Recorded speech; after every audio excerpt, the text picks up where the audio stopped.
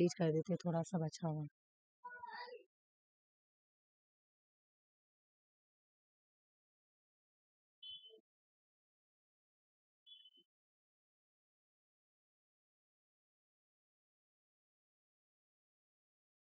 हम्म, हम लोग कर पढ़ रहे थे डिसीजन मेकिंग अप्रोच, तो सॉरी हर्बर्ट साइमन का डिसीजन मेकिंग थ्योरी है ना। तो डिसीजन मेकिंग थ्योरी के और भी बहुत सारे थिंकर हैं, जैसे आ जाओ, जैसे लिन ब्लॉम, ये एग्जाम में क्वेश्चन तुम लोग देखी होगी, आया हुआ है। लिन ब्लॉम का इंक्रीमेंटल थ्योरी सबसे पहले एग्जाम में क्वेश्चन यही पूछा जाता है कि इंक्रीमेंटल थ्योरी किसका है, तो चार्ल्स ई लिंड ब्लॉम का है।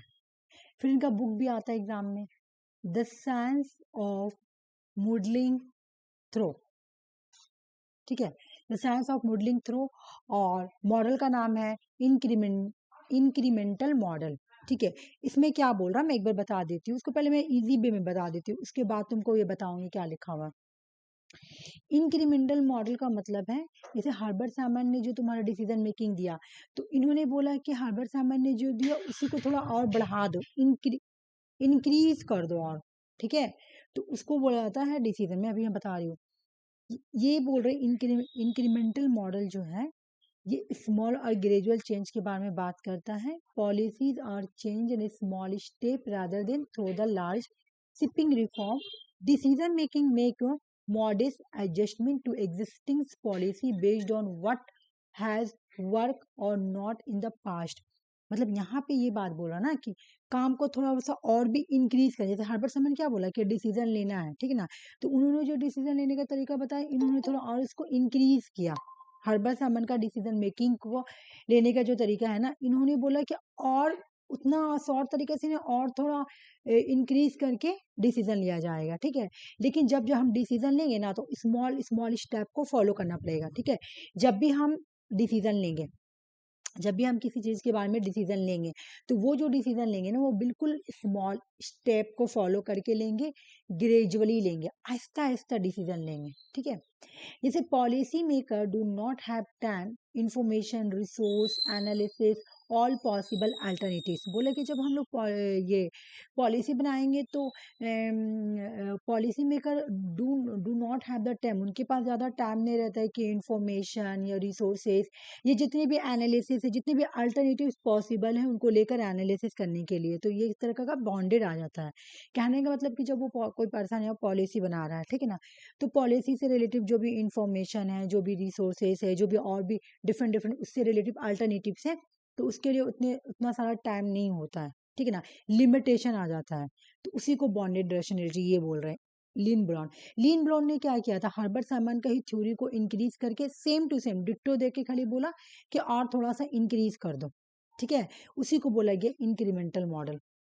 और इन्होंने क्या बोला, instead they focus on the limited number of options that differ only slightly from the current policy. मतलब बोले कि देखो, एक तो जब डिसीजन लेना है तो स्मॉल स्टेप को फॉलो करना है, ठीक है, स्मॉल स्टेप को फॉलो करके बोला कि हमारे पास ऑप्शन जो होगा ना वो लिमिटेड होगा, ठीक है, लिमिटेड होगा, तो वही तुम्हारा बॉन्डिंग रैशनैलिटी है, ये बोल रहे हैं, लिन ब्लॉन बोल रहे हैं।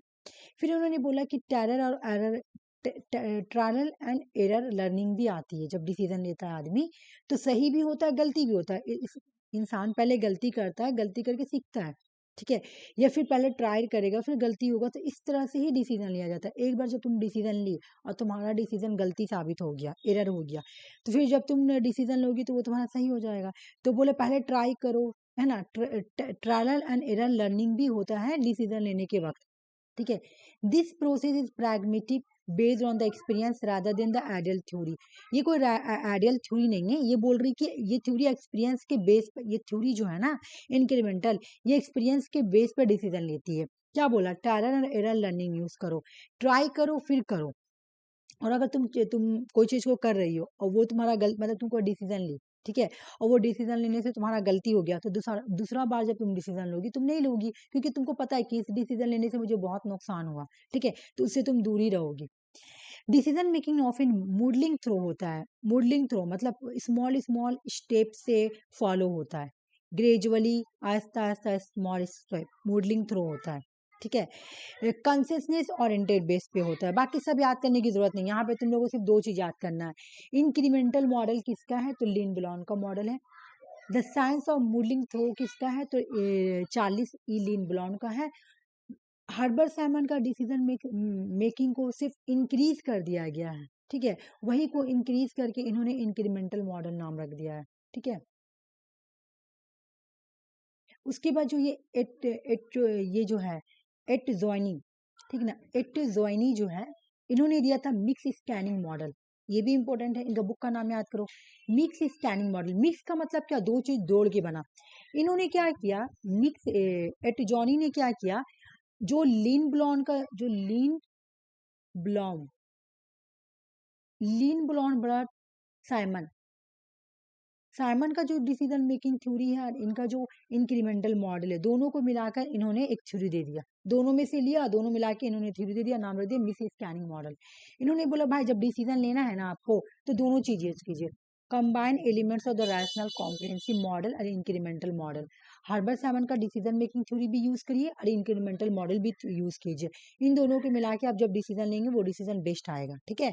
तो इन्होंने मिक्स स्कैनिंग मॉडल दिया, इनका बुक का भी नाम है mix scanning a third approach to decision making, 1967 की बुक है। एट जॉनी का मिक्स स्कैनिंग, इसका पूरा नाम है एमिटाई, देखो Amitai Etzioni Etzioni, ठीक है। उसके बाद तुम्हारा डेरोर का है ऑप्टिमल मॉडल। इनके बुक का नाम है, ये भी प्रीवियस बुक है, पब्लिक पॉलिसी मेकिंग री एग्जामिन। ये पब्लिक पॉलिसी से ये डिसीजन मेकिंग थ्योरी से भी जुड़े हुए हैं और पब्लिक पॉलिसी से भी जुड़े हुए हैं, ये बात माइंड में रख लो, ठीक है। इन्होंने जो दिया था वो दिया था पब्लिक पॉलिसी मेकिंग री एग्जामिन, ठीक है ना।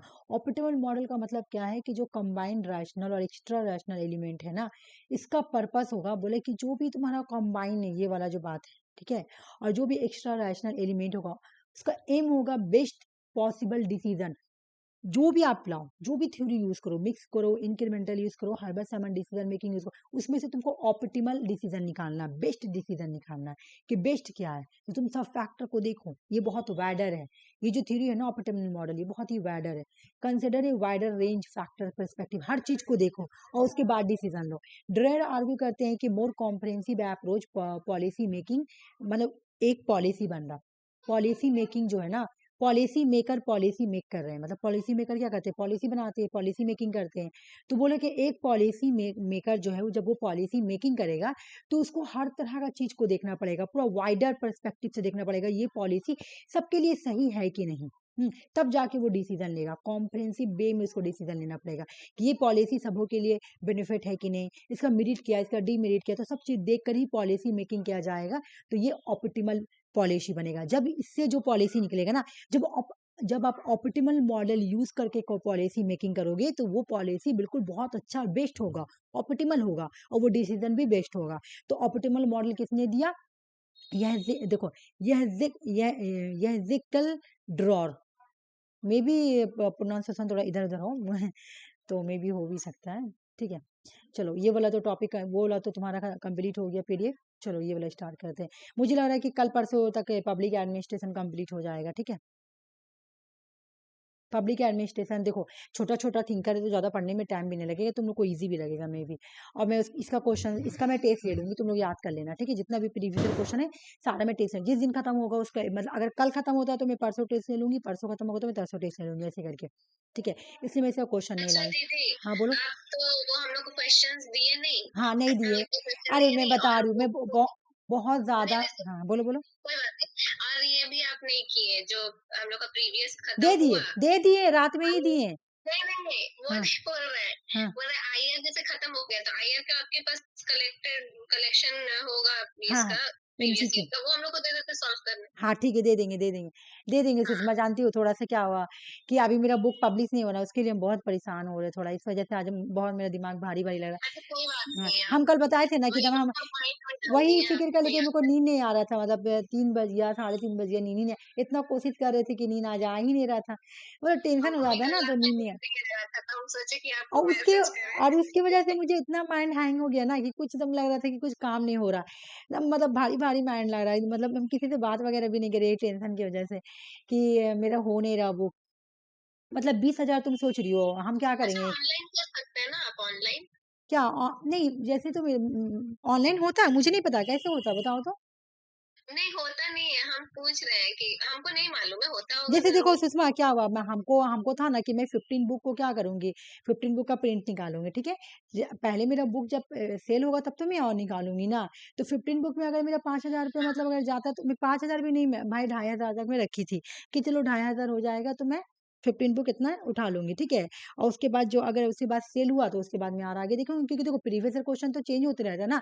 अभी तुम्हारा 2025 तक का, मैं जून तक का पूरा क्वेश्चन की हूँ, 2018 से लेके पूरा 2000 जून तक का है। 2018 में दो क्वेश्चन, 2018 में 2 बार एग्जाम हुआ, 2019 में 2 बार एग्जाम हुआ, 21 में 2 बार एग्जाम हुआ, और उसके बाद 20 में एक ही एग्जाम हुआ था। फिर तुम्हारा ऐसे करते करते बहुत सारा है तुम्हारा शिफ्ट करके।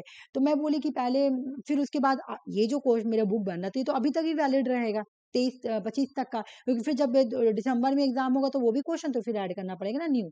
तो मैं बोली 15 क्वेश्चन का मैं करवा लेती हूँ। तो बोला 15 क्वेश्चन करवाओगी तो एक बुक का 1,200 रुपया लगेगा, क्योंकि क्वांटिटी कम है। तो हम लगे कि जब क्वांटिटी नीचे लाने के लिए क्या करना पड़ेगा। तो बोले कि जब तुम 100 बुक करके कराओगे तो 300 रुपये करके लगेगा। तो 300 रुपये करके तुम्हारा हो जाएगा 20,000 रुपया, मेरे को बोला। तो हम 100 बुक क्यों करें बताओ पहले, मेरा उतना सेल भी तो होना चाहिए। सेल होगा तब ना, और मैं इतना दिन सेल होगा तब ना मेरा उतना मतलब एक वो रहता है ना कि हाँ कनेक्टेड ये वो। तो चलो मैं उठा लेती हूँ, कोई भी नहीं है। अब 20,000 में कहाँ से उठाऊंगी, अगर मैं ले ली कहीं कहीं से तो मुझे भरना भी तो पड़ेगा ना 20,000 रुपये। एक रहता है ना कि हाँ मेरे पास इतना स्टूडेंट है, मैं उठा लेती हूँ, ठीक है। तो चलो अगर पैसा आता तो मैं हाँ। दूसरे वाले पर्सन को दे देती हूँ कि चलो भाई तुम ले लो। तो मैं कैसे किस बेसिस पे 20,000 को उठा। हाँ ये बात तो उन्होंने सही बोला कि जैसे कि कोई बड़ा बड़ा इंस्टीट्यूशन रहता है, उनसे मैं अपना अगर बुक सेल कर दूंगी तो बोला तो मेरा तो फिर नाम नहीं ना आएगा कि हाँ मैं बनाई हूँ बुक, मैं तो बहुत मेहनत से बनाई हूँ। अच्छा एक बात वो बात है।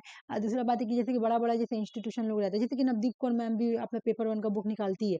तो मैम जो निकालती होगी तो 1,000 बुक निकालती होगी, ठीक है। तो 1,000 बुक में तुम्हारा कम पैसा बैठता होगा, बहुत होता तो एक बुक पे 100 या 150 रुपए होता होगा। अब मेरा बोल रहा है कि तुम्हारा तो बहुत हो जाएगा, तो कैसे, वही तो मुझे समझ में नहीं आ रहा। क्या करूंगी, छोड़ दूंगी, टेंशन लेने से क्या फायदा, फिर हार ही मान जाऊंगी। फिर एक होता है तुम्हारा ये नवदीप कौर ही से हम एक और बुक लिए थे तुम्हारा ऑनलाइन, जिसको कुदूसो लर्निंग बोला जाता था, कुदूसो लर्निंग ऐप। तो मैम से मैं वो बुक 250 का ली थी, पेपर 1 का, जब मैं अन अकेडमी में थी सब्सक्रिप्शन में तब ली थी।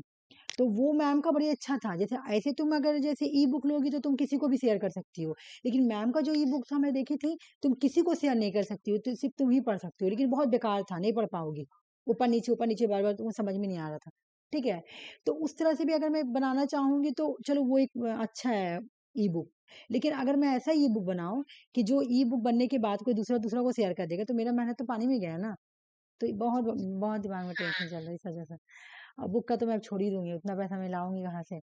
लिया ही और मेरा बुक पे फिर बिका ही नहीं तो मैं क्या करूंगी। जैसे कि आप कोई कोचिंग इंस्टीट्यूट में पढ़ा रहे होते तो आपको बहुत बेनिफिट हाँ, होता उससे, है ना? कोचिंग इंस्टीट्यूशंस में पढ़ाती तो बेनिफिट होता। और एक और भी बेनिफिट है, अगर कोई प्रोफेसर या टीचर ऐसे करता है, जिसमें आजकल कुछ सस्ता काम होता नहीं है। अगर कोई प्रोफेसर या टीचर ये बात बोल दे कि ठीक है हम अपना नाम दे दे रहे, ठीक है, हम अपना नाम दे दे रहे, तुम सेल करो, तो सर लोग के नाम से तो आराम से बिक जाएगा वो, ठीक है। और एक वो लोग भी मार्केटिंग कर देते हैं, तो आराम से रहता है। लेकिन आजकल कोई बिना मतलब ऐसे मेरे लिए कोई क्यों करेगा, ये कोई भी तो नहीं बात है। करता, क्यों कोई नहीं। कोई मेरा कोई थोड़ी है जान पहचान भाई, कोई दोस्त दुश्मन थोड़ी है। तो उस बेसिस पे भी नहीं हो रहा, किसी को भी बोलोगी तो मानेगा ही नहीं। खास करके ये सब बुक प्रोफेसर लोग से मतलब। ये अपना केएनयू से कोई नेट का प्रिपरेशन नहीं कर रहा है क्या? जैसे हम लोग के बैच से हम लोग 2 जन आए, हम्म। आरसी अपने बैच से, अंजलि, वैसे और कोई है नहीं? एक्चुअल में पता है, प्रिपरेशन तो जरूर ले रहा होगा सब लोग। हाँ ले रहा होगा, लेकिन उतना किसी के पास नॉलेज नहीं है ना, ये भी बात है। बोलने से पता चलता है ना एक दूसरे से। मेरे क्लास में जितनी है ना, हाँ सब क्या किए, हाँ। मास्टर्स करने के बाद बीएड कर रही है। नहीं उस दिन मैं बोली ना सुषमा, कि मैं उस दिन गई थी तो एक लड़की मुझे मिली थी। तो वो देखो पता नहीं होने से ये भी बात होता है कि वो लड़की बोली कि हम लोग पेपर वन, वो उर्दू ऑनर्स की थी, बोली पेपर 1 का हम लोग पागल का जैसा टीचर ढूंढ रहे थे, हम लोगों को मिल नहीं रहा था। तो हम बोले कि तुम तो अन अकेडमी वगैरह भी जा सकती थी। तो बोली कि हम लोग को वहाँ का रिव्यू मिला है कि उतना मतलब कुछ खास होता नहीं है, हम लोग को ऐसा टीचर को ढूंढ रहे थे कि जो मतलब हम लोग को लगे कि हाँ, तो मतलब कोई ऐसे जान पहचान टाइप का मोहल्ला वाला टाइप का रहता। तो हम लोग बहुत ढूंढ रहे थे, सर लोग को भी बोले कि हम लोग को ढूंढ के देने के लिए। तो सर लास्ट में बोले नहीं मिला तो चलो बीएड में लिखा, तो वो लोग बीएड में एडमिशन ले लिए। तो हालांकि वो लड़की मुझसे नंबर ली है पेपर वन के लिए। तो बात वो नहीं है, बात वो है ना कि बुक का बात है, ऐसे तो कोई बात नहीं है। अरे देखो एक बात है, जैसे कि देखिए हम लोग जैसे पढ़ रहे हैं तो हम लोग समझ रहे हैं, तो हम हाँ लोग तो बुक खरीद लेंगे। नहीं कहा है, वो तो तुम लोग तो पढ़ ही रही हो, तुम लोग का देखो, तुम लोग पे वो अलग चीज है, कोई बर्डन नहीं तुम लोग पे, क्योंकि तुम लोग को तो मैं हम एमसीक्यू जान क्वेश्चन रहे करा हैं कि रही अगर हूँ। हाँ हमको चाहिए कि नहीं, हाँ हमको प्रीवियस ईयर का बुक चाहिए, हाँ हाँ हाँ तो हम तो ले सकते हैं, है हाँ ना? हाँ हाँ हाँ। तो वही बोल रहे हैं। हाँ तो वो तो है, जैसे एक होता है ना कि एक सपोर्ट भी रहता है किसी का, तो ज्यादा बेटर होता है। जैसे कि जैसे अगर हम हाँ, ये किसी तो सैड है। लोग को बात मतलब किसी से अगर तुम बात भी करोगी ना, तो एक्चुअल में नहीं, मतलब थोड़ा सा आजकल आजकल का जमाना दूसरा हो गया है, मतलब कोई हेल्प करने नहीं मांगता है। कोई नहीं हेल्प करेगा, फ्री में हम्म, तो कोई नहीं करेगा। फ्री में तो कोई नहीं करेगा। जब मुझे आर्टिकल ही हाँ, पब्लिश जब मुझे आर्टिकल ही पब्लिश कराना पड़ता था, तो मैं कितना पागल हो गई थी एकदम, मतलब ये वो। अच्छा, दुर्गापुर में कुछ क्यों हुआ है क्या? हम अभी यही बोलने के लिए अब हम यही बोले जाते हैं, हाँ आईक्यू सिटी में। अरे हमको आज क्लास करना पड़ेगा बड़ा। ठीक है चलो स्टार्ट करते हैं, ठीक है। हम लोग बहुत बतौर हो गया सच सच। चलो ह्यूमन। बोल रहे हैं। हाँ बहुत बात करते हो ना, मैं बहुत बोलती हूँ, तुम लोग भी बोलती हो साथ में मेरा। ह्यूमन रिलेशन स्कूल किसका है? एल्टन मायो का है, ठीक है। मतलब human relation theory of organisation emerge कब हुआ था? देख लो, ये क्वेश्चन प्रीवियस ईयर है, 2018 का क्वेश्चन है ये वाला। और ये ऐसा नहीं कि प्रीवियस ईयर आया इसे, तुम एल्टन मायो की थ्योरी पढ़ोगे तो ये वाला ये तुम बिना पढ़े हुए आगे पढ़ ही नहीं सकती हो। बोला कि ह्यूमन रिलेशन स्कूल स्टार्ट कब हुआ था? लेट 1920 और अर्ली 1930 में, ठीक है। समझ में आ गया? ठीक है ना। As a response to the classical approach of organizational analysis, classical thinker like Taylor, Fayol, Gulick, Urwick, Weber, इन लोगों के रिस्पॉन्स में, इन लोगों के, और ये लोग कौन है? ये लोग क्लासिकल थिंकर है, ठीक है ना। ये लोग क्लासिकल अप्रोच यानी जो ऑर्गेनाइजेशन की सिर्फ स्टडी करते हैं, उनके थिंकर है। और इनके रिस्पॉन्स में ही ह्यूमन रिलेशन स्कूल आई थी, ठीक है ना, लेट 1920 और अर्लियर 1930 में, ठीक है। बोला कि ये जो क्लासिकल थिंकर जो है, फ्योल, ग्लीक, उर्बिक, बेबर, इन्होंने सिर्फ फोकस किया था primarily on the formal structure of organisation. इन्होंने सिर्फ एक ऑर्गेनाइजेशन के फॉर्मल स्ट्रक्चर का ही स्टडी किया था। इन्होंने निग्लेक्ट किया था रोल ऑफ ह्यूमन एलिमेंट। इन्होंने एक ऑर्गेनाइजेशन के अंदर ह्यूमन का क्या रोल होगा, उनके उनके एलिमेंट को निग्लेक्ट कर दिया था। किन्होंने?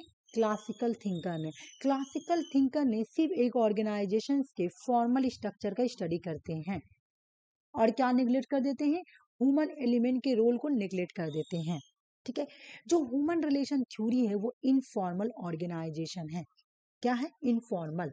ये इम्फेसिस करती है एक ऑर्गेनाइजेशन के अंदर जो इनफॉर्मल एक्टिविटी है उसके ऊपर।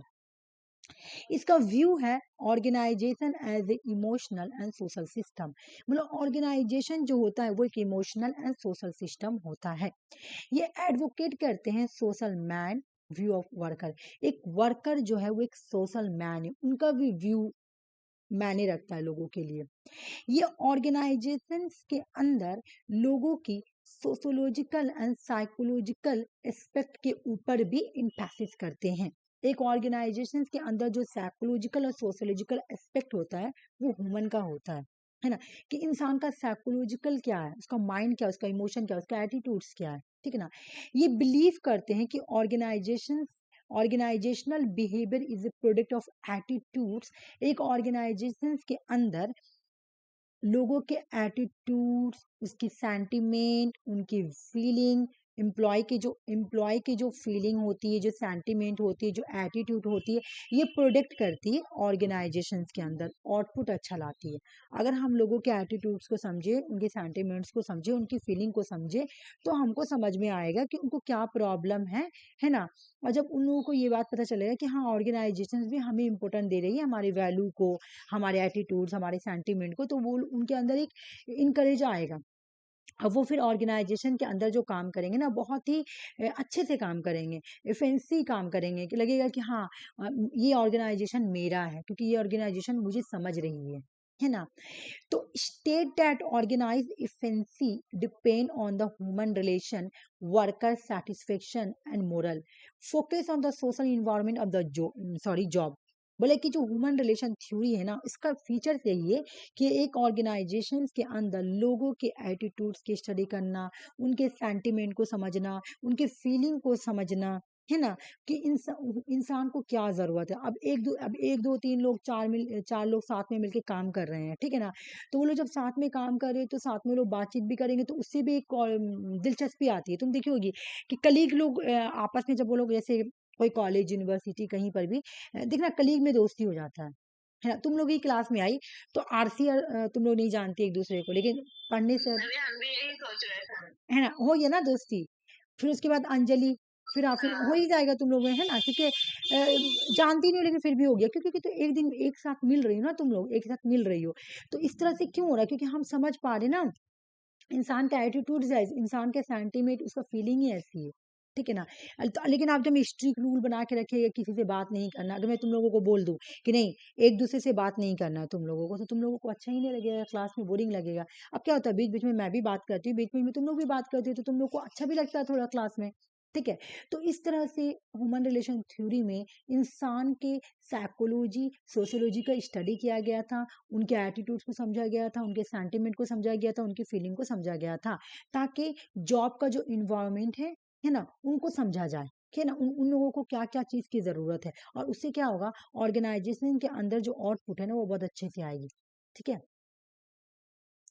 देखो इन्होंने इन्होंने इनका स्टडी करने का पर्पस क्या था, कि इंसान को समझना, ह्यूमन का समझना, ह्यूमन के वैल्यू की समझना, उनके इमोशंस को समझना, उनके फीलिंग को जब समझना कि वो क्या चाहते हैं, है ना, क्या करने से उनको अच्छा लगेगा कि वो काम अच्छा करे, ठीक है। तो एल्टन मायो को क्या बोला जाता है, father of human relation theory. He conduct pioneering research on A work behaviour and productivity, introducing the clinical method. बोला कि इन्होंने क्या इंट्रोड्यूस किया था, क्लिनिकल मेथड। इनको father of the human relation theory बोला जाता है, और इन्होंने एक मेथड इंट्रोड्यूस किया था जिसका नाम था क्लिनिकल मेथड, ठीक है। इनका बुक याद करो, देखो भाई एग्जाम में आता भी है, देखो हल्का है, ज्यादा भारी नहीं है। Human problem of industrial civilisation, social problem of industrial civilisation, political problem of industrial civilisation, ये तीनों ही सेम है, देख लो हर जगह ह्यूमन ह्यूमन है, सोशल है, प्रॉब्लम है, बाकी सब जगह प्रॉब्लम ऑफ इंडस्ट्रियलाइजेशन, है ना, civilisation, problem of an industrial civilisation, problem of an industrial civilisation. Human social political तीन बुक सेम है, खाली एक जगह ह्यूमन है, एक जगह सोशल, एक जगह पॉलिटिकल है, ठीक है। इंसान समाज इंसान ह्यूमन, सोसाइटी सोशल, पॉलिटिकल यानी पॉलिटिक्स, ठीक है ना। Training of human relation, training human relations के लिए training, training for human relation, ठीक है ना। ये जो चार बुक है ना, ये एल्टन मायो की बुक है, ठीक है। अब यहाँ पे आ जाओ, बोला कि ह्यूमन रिलेशन थ्योरी को ऑरिजिनेट कब किया गया था, 1924 से 1932 में, याद रखना 1924 से 1932 में इसका ऑरिजिनेट हुआ था ह्यूमन रिलेशन थ्योरी। देख लो ये, यहाँ पे तुम लोग कंफ्यूज मत होना, ये तुम्हारा बोल रहे कि इमर्ज कब हुआ था, तो ये एज है ना, मतलब एक होता है ना सेंचुरी, 1920 से 1930, ठीक है ना। और यहाँ पे स्टडी का बात बोल रहा है, ठीक है ना, यहाँ पे स्टडी ह्यूमन रिलेशन थ्योरी का स्टडी कब से स्टार्ट हुआ था, तो ये स्टडी कहाँ पे स्टार्ट हुआ था, वेस्टर्न इलेक्ट्रिक कंपनी इन सिसरो, ठीक है ना, शिकागो में ही है ये, अमेरिका में ही ये कंपनी है। यहाँ पर ही तुम्हारा क्या स्टार्ट हुआ था, स्टडी। कंपनी का नाम है वेस्टर्न इलेक्ट्रिक कंपनी। यहाँ पर ही तुम्हारा ह्यूमन रिलेशन थ्योरी का स्टडी स्टार्ट हुआ था, मतलब sorry, human relation management theory का ओरिजिनेट, मतलब देखो ये तुम्हारा वेस्टर्न इलेक्ट्रिक कंपनी है, ठीक है ना। इस कंपनी के अंदर हॉथरन स्टडी स्टार्ट हुआ था, हॉथरन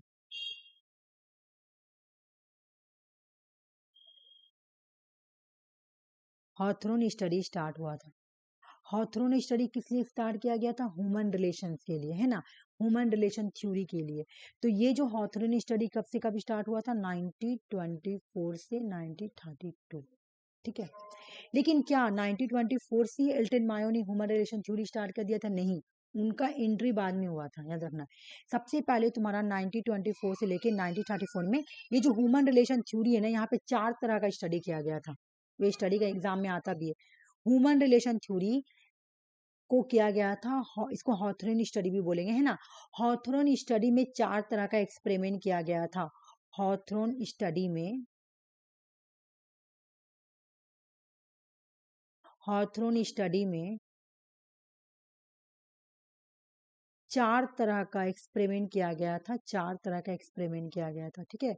4 तरह का क्या क्या? पहला था इल्यूमिनेशन एक्सपेरिमेंट, जो कि एक्सपेरिमेंट ये 1924 से लेके 1932 है। अच्छा मेरी बात सुनो, हर जगह अलग अलग देगा, ठीक है। लेकिन सबसे ज्यादा रिलायबल बुक तुमने लक्ष्मीकांत का बुक पढ़ी होगी, वो बुक गलत नहीं हो सकता, ठीक है। लक्ष्मीकांत में बिल्कुल यही सब डेट दिया हुआ है, इसलिए मैं लक्ष्मीकांत का ये डेट लिखी हूँ, क्योंकि तुम डिफरेंट बुक में देखोगी ना, थोड़ा थोड़ा मतलब बाकी ये तो ठीक है, ये डेट तो सही दिया हुआ है, लेकिन कोई कोई इन सबों में चेंज है। लेकिन हम लोग लक्ष्मीकांत पे ज्यादा बिलीव करते हैं, ठीक है ना, क्योंकि वो तुम्हारा आईएएस में यूपीएससी के लिए वो बुक है, ऐसे तुम्हारा एज ए सिलेबस भी चलता है, तो वो ज्यादा रिलायबल बुक है, तो मैं वहां से ही डेट लिखी हूँ और ये सही डेट है, ठीक है। तो बोल रहा है कि हॉथरन में जो पहला स्टडी हुआ था उसका नाम था इल्यूमिनेशन एक्सपेरिमेंट। 1924 से लेकर 1932 तक चला था पहला स्टडी। यहाँ पे क्या किया गया था, देखो ऑब्जेक्टिव्स क्या था, to investigate the impact the illumination on work productivity. तो यहाँ पे बोला कि ये पता करना था हमको इल्यूमिनेशन मतलब कि प्रोडक्टिविटी कैसे इम्पैक्ट पड़ती है, मतलब कि क्या करेंगे, इन्वेस्टिगेशन करना था कि क्या करने से प्रोडक्ट वर्कर का प्रोडक्टिविटी जो है ना वो बढ़ेगा, ठीक ना। ये पता करना कि आखिर वर्कर क्यों अच्छे से काम नहीं कर पा रही, क्या रीजन था। तो इन्होंने क्या किया, 2 ग्रुप को फीमेल, ये सब याद नहीं करना, खाली समझ लो। 2 group of female worker were observe the separate. इन्होंने क्या किया, 2 ग्रुप को बांट दिया, ठीक है ना। 2 रूम रखा, 1 रूम 2 रूम, ठीक है ना। और 2 ग्रुप को बांट दिया अलग अलग, एक रूम में अलग लोगों को बैठाया, एक रूम में अलग लोगों को बैठाया, ठीक है ना। इस तरह से उन्होंने स्टडी किया था। और यहाँ पे to investigation impact the illumination on worker productivity, 2 group female worker will observe that separate room vary level of light productivity was not directly affected by the illumination level, instead for like motivation and behaviour of the supervisor play the signification role. अच्छा देखो, बोला कि यहाँ पे कि ये भी बात किया गया था कि इल्यूमिनेशन का मतलब ना कि एक जगह लाइट लगा देंगे और एक जगह लाइट नहीं लगाएंगे। देखिए लाइट तो कहीं इफेक्ट नहीं पड़ रहा, हो सके लाइट इफेक्ट पड़ रहा होगा। तो इन्होंने क्या किया, 2 ग्रुप में बांट दिया, 2 ग्रुप ऑफ फीमेल वर्कर का 2 ग्रुप बांट दिया, एक जगह लाइट लगाया और एक जगह लाइट नहीं लगाया। तो फिर उन्होंने देखा क्या लाइट जो है वो इफेक्ट कर रही है काम के ऊपर, तो वो बिल्कुल भी नहीं कर रही थी लाइट वगैरह, ये तुम्हारे काम पे इफेक्ट नहीं कर रही थी, मतलब लाइट उतना ही काम हो रहा था। मतलब एक रूम में इन्होंने क्या किया, लाइट लगा दिया और एक रूम में इन्होंने लाइट नहीं लगाया, तो देखा दोनों का ही प्रोडक्ट सेम आया, ठीक है ना। तब ये वाला जो इल्यूमिनेशन था ना फेल हो गया। जब ये फेल हो गया तो फिर एल्टन मायो को बुलाया गया। तब एल्टन मायो यहाँ से 1927 से एंटर करते हैं हॉथरन में, ठीक है। अब इन्होंने आया relay assembly test room experiment to observe the effect of the various change in working condition, worker output and moral। Output देखना कि वर्कर का output, to observe the effect of the various change, कि क्या change करेंगे working condition में कि worker का जो है ना आउटपुट अच्छा हो जाएगा, ठीक है। मेथड क्या था, मेथड था वर्कर, मेथड क्या किया इन्होंने, worker condition were change including reduce working hours. इन्होंने क्या किया कि चलो देखते हैं वर्कर का थोड़ा काम का कंडीशन चेंज कर देते हैं, चलो इनका जो काम करने का जो तरीका है ना, मतलब वर्किंग जो ये लोग इतना घंटा घंटा काम करते हैं ना वो थोड़ा कम कर देते हैं, ठीक है ना। थोड़ा रेस्ट का पीरियड बढ़ा देते हैं कि रेस्ट भी करो भाई, और थोड़ा पैसा इंसेंटिव्स वगैरह भी ऐड कर देते हैं, ठीक है ना। तो क्या इसमें फीलिंग, इसमें क्या फाइंडिंग आया, this change lead to improve performance, थोड़ा बहुत चेंजिंग देखने को मिला। Highlight the importance of the working condition और प्रोडक्टिविटी, थोड़ा बहुत चेंजिंग मिला देखने को, थोड़ा बहुत प्रोडक्टिविटी आया, ठीक है, थोड़ा बहुत आया, ज्यादा नहीं, थोड़ा इम्प्रूविंग मिला थोड़ा बहुत देखने के लिए, ठीक है।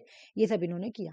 फिर उन्होंने बोला कि इससे तो ज्यादा कुछ होया नहीं, लेकिन देखो तुम लोगों को ये सब नहीं याद करना, लेकिन हेडिंग याद करना है। हेडिंग याद करो, पहला वाला क्या है, पहला वाला एक्सपेरिमेंट का नाम इल्यूमिनेशन एक्सपेरिमेंट, दूसरा का नाम है रेलाई असम्बली टेस्ट रूम एक्सपेरिमेंट 1927, बहुत बार एग्जाम में क्वेश्चन आई है, ठीक है। तीसरा नंबर मास इंटरव्यूइंग प्रोग्राम। अब ये वाला बहुत सक्सेसफुल हुआ था, क्योंकि यहाँ पे एल्टन मायो ने क्या किया कि एक रूम लिए, एक रूम में लेकर सारे वर्कर को बुलाते हैं और उनके एटीट्यूड्स के बारे में पूछते हैं, उनके बिहेवियर के बारे में पूछ रहे हैं, उनके सेंटिमेंट के बारे में पूछ रहे हैं। तो वर्कर को बहुत अच्छा लगा। बोला ना कि देखो ये लोग, हम उनके लाइक के बारे में पता किया, उनके डिसलाइक के बारे में कि क्या आपको करना पसंद है, क्या नहीं करना पसंद है ना। तो वर्कर को बहुत अच्छा, 2000 एम्प्लॉय को लेकर इन्होंने डेटा इकट्ठा किया था, ठीक है। तो वर्कर को बहुत अच्छा लगा कि कंपनी हम लोगों के बारे में कितना, हमारे लायक एंड डिसलाइक के बारे में पता कर रही है। तो बहुत अच्छा लगा। और तब जब ये वाला जो तुम्हारा ना बहुत सक्सेसफुल हुआ, लोग बहुत इम्प्रूव हुआ, कम्युनिकेशन में understanding of worker perspective lead to increase job satisfaction and productivity, सब बढ़ा। क्योंकि लोगों को एक फीलिंग आया ना कि देखो इतना बड़ा कंपनी वाला होकर हम लोगों के बारे में भी सोच रहा है ना, हम लोग से इंटरव्यू ले रहा है, हम लोग से पूछ रहा है, उन लोगों को अच्छा लगा। तो अच्छा लगा तो वो लोग काम अच्छा से करने लगे और तो प्रोडक्टिविटी भी बढ़ा। तो मास इंटरव्यूइंग प्रोग्राम 1927 से लेकर 1928 से लेकर 1931 है, देख लो। उसके बाद bank wiring observation room experiment, ठीक है ना। तो ये उतना ये नहीं है, बस इसका डेट याद करो, 1931 से लेकर 1932 तक था, ठीक है। तो उसके बाद अभी मैं सब रिवीजन कराऊंगी, पहले एक बार देख लो। 4 एक्सपेरिमेंट हुए थे हॉथरन स्टडी में। इल्यूमिनेशन एक्सपेरिमेंट 1924 से लेकर 1932, उसके बाद रेले असम्बली टेस्ट रूम एक्सपेरिमेंट, मास इंटरव्यू प्रोग्राम 1928 से 1931, और उसके बाद लास्ट वाला है बैंक, ठीक है ना। लास्ट वाला है बैंक वायरिंग, और पूरा याद भी नहीं करेगी तो खाली बैंक वायरिंग याद कर लो, ठीक है ना। 1931 से लेकर 1932 तक का ये क्वेश्चन तुम देखी होगी, 2-3 बार एग्जाम में आया हुआ है, ठीक है ना। बोला कि बैंक वायरिंग एक्सपेरिमेंट में कुछ नॉर्म्स, कुछ रूल्स होते हैं। जहाँ पे बैंक वायरिंग है, राइटिंग नहीं है, हमको लगा गलत हो गया, ये जो वायरिंग लिखा हुआ ना यहाँ पर भी वही वायरिंग है, ठीक है ना। बैंक वायरिंग एक्सपेरिमेंट है, राइटिंग नहीं है, बैंक वायरिंग है, बैंक वायरिंग, ठीक है। तो बोले यहाँ पे ना 4 तरह का लोग होते हैं बैंक वायरिंग एक्सपेरिमेंट में ना, जहाँ पे काम किया जाता है। देखो बैंक वायरिंग एक्सपेरिमेंट एक्चुअल में है क्या, समझ लो। टू स्टडी सोशल इंटरेक्शन, ये स्टडी करना कि लोगों का इंटरेक्शन किससे किससे है, ठीक है ना। Group dynamic with in the work group, क्या लोग एक दूसरे के साथ इंटरेक्ट होकर काम कर रहे हैं, लोगों का आपस में दोस्ती है। तो इन्होंने एक मेथड लगाया ऑब्जर्व करने के लिए, असेंबली किया टेलीफोन इक्विपमेंट के थ्रू, सुपरवाइजर मॉनिटरिंग के थ्रू, लोगों का एक्टिविटी देखने के लिए कि लोगों में क्या क्या दोस्ती है, कितना लोग आपस में मिलकर बातचीत कर रहे हैं, ठीक ना, कितना दोस्ती है। तो उन्होंने पाया कि वहां पे इनफॉर्मल सोशल ग्रुप है, मतलब लोग आपस में फ्रेंड हैं, आपस में बातचीत करते हैं, ठीक है ना। पेयर प्रेशर सिग्निफिकेंट भी है, मतलब बिल्कुल कलीग में सब में आपस में बातचीत है, अच्छा माहौल है। लेकिन इन्होंने क्या पाया कि यहाँ पे 4 तरह का ग्रुप होता है। बैंक वायरिंग ग्रुप में, बैंक वायरिंग ऑब्जर्वेशन में क्या किया गया था, लोगों का सोशल इंटरेक्शन देखा गया था कि आपस में लोगों में कितनी दोस्ती है, कितनी फ्रेंडशिप है, क्योंकि ये सब भी तुम्हारा काम पे इफेक्ट पड़ता है। तब इन्होंने देखा कि जो बैंक वायरिंग एक्सपेरिमेंट है ना, यहाँ पे 4 तरह के लोग होते हैं। बैंक वायरिंग एक्सपेरिमेंट में इन्होंने पाया कि 4 तरह का लोग होते हैं एक ऑर्गेनाइजेशन के अंदर। एक जो बहुत ज्यादा काम करते हैं, तो one who does too much of work, एक ऐसा पर्सन जो बहुत ज्यादा काम करता है, एक ऐसा पर्सन, अच्छा मैं ज्यादा तुम लोग का टाइम नहीं वेस्ट करूंगी, मैं एक दिन तुम्हारा क्वेश्चन में टेस्ट एमसीक्यू नहीं रखूंगी, मैं कल ही पब्लिक एडमिनिस्ट्रेशन से आधा क्वेश्चन रिलेटिव लेकर आऊंगी, ठीक है। ठीक है, ये बात समझ लो पहले कि 4 तरह का बैंक वायरिंग एक्सपेरिमेंट में बोला कि 4 तरह के लोग होते हैं जो कि रूल्स फॉलो करते हैं। बोले एक पर्सन ऐसा होता है जो बहुत काम करता है, देख लो, one who does too much of work, एक पर्सन जो ऑर्गेनाइजेशन के अंदर बहुत ज्यादा काम करता है, उसको हम लोग बोलते हैं रेट बस्टर्स। बोले एक पर्सन जो ऑर्गेनाइजेशन के अंदर लिटिल वर्क करता है, बिल्कुल एग्जाम में क्वेश्चन आया हुआ, 3-3 बार आया हुआ ये वाला, ठीक है ना। तो इसको हम लोग चीजलर बोलते हैं, जो कम काम करता है, ठीक है। और ये इंडिविजुअल भी आया हुआ है, ये इंडिविजुअल भी आया हुआ है। बोले एक पर्सन ऐसा होता है complaining about colleague to supervisor, अपनी ही कलीग का चुगली या कंप्लेन जाके सुपरवाइजर से कर देता है, तो इसको स्क्वेलर बोला जाता है। और एक होता है इन्वेस्टिगेटर, एक होता है सॉरी इंस्पेक्टर, जो मेंटेन करता है सोशल डिस्टेंस एक्ट सोशली, ठीक है ना, कि सब काम ठीक से कर रहे हैं कि नहीं, सब अपना अपना सोशल डिस्टेंस बना के रखो, काम के दरमियान कोई बात नहीं करेगा, इस तरह के लोग होते हैं। बैंक वैलिंग एक्सपेरिमेंट में इन्होंने पाया था। ठीक है ना, रेट बस्टर जो ज्यादा काम करते हैं, चीजर जो कम काम करते हैं, स्क्वालर जो तुम्हारा चुगली करते, कंप्लेनिंग करते अपने ही कलीग के बारे में, इंस्पेक्टर वो होते हैं जो क्या करते हैं, सोशल डिस्टेंस को मेंटेन करके रखते हैं, एक्ट वगैरह को कि ऑफिस में कैसे कैसे काम करना, बिल्कुल एक डिसिप्लिन को मेंटेन करके रख रहे हैं, तो उसको बोला जाता है। ठीक है, मैं एक बार तुम लोग को ये रिवीजन कराऊंगी, क्योंकि थोड़ा मैं पूछूंगी भी, तुम लोग बताना, ठीक है ना, क्योंकि हौच पौच होने का डर है ना, इसलिए।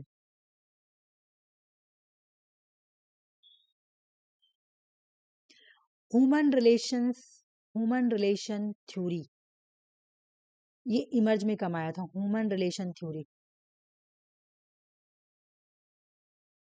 1920 से लेट 1920 और अर्ली 1930।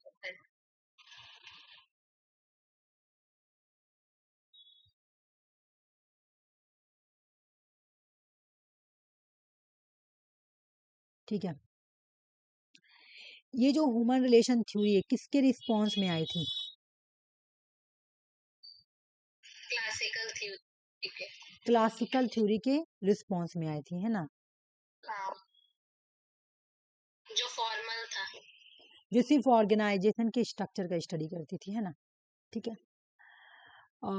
मुझे बताओ इनके बुक का नाम बताओ, कौन कौन सा बुक है?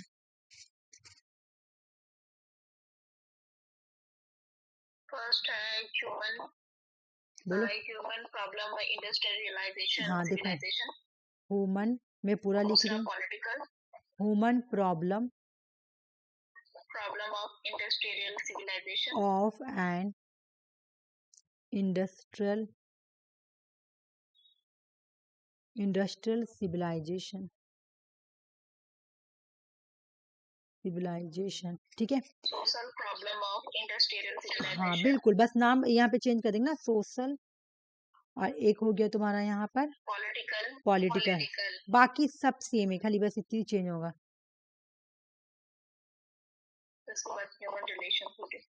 और उसके बाद लास्ट में जो फोर्थ वाला वो दूसरा है ना, फोर्थ वाला का नाम है ट्रेनिंग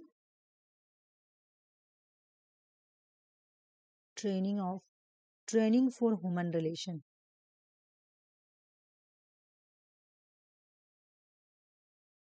ठीक है, ये हो गया।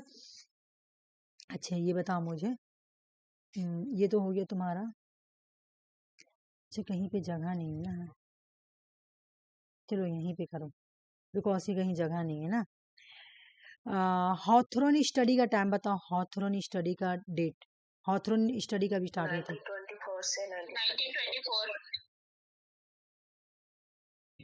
ठीक है, हॉथरन स्टडी स्टार्ट हुई थी 1924 से 32 तक, वेरी गुड, 32। मुझे बताओ फर्स्ट एक्सपेरिमेंट का नाम क्या था?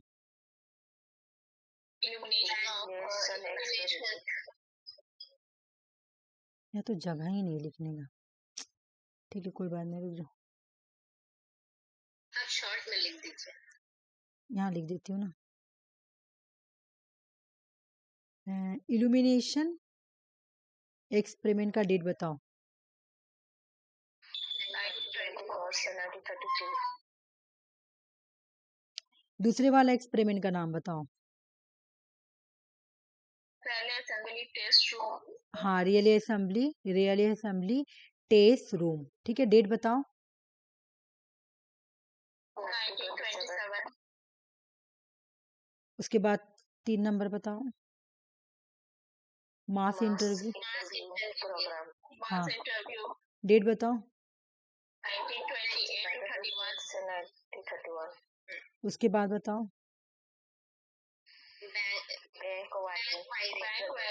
डेट बताओ, डेट 1931। मुझे यहाँ बताना, रेड बास्टर किसको बोलते हैं? जो बहुत ज्यादा काम करता है वो रेड बस्टर। और चीजलर, हाँ too much work, very good. Chiseler किसको बोलते हैं? और स्क्वालर किसको बोलेंगे? जो यहाँ का बात चुगली करता है। इंस्पेक्टर किसको बोलेंगे?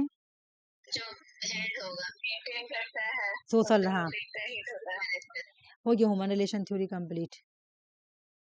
और अगर जो एक दो को छोटा भी होगा तो हम एमसीक्यू क्वेश्चंस के थ्रू कंप्लीट कराएंगे। छोटा कर लेते हैं उसके बाद बड़ा बनाएंगे, थोड़ा बड़ा है ना।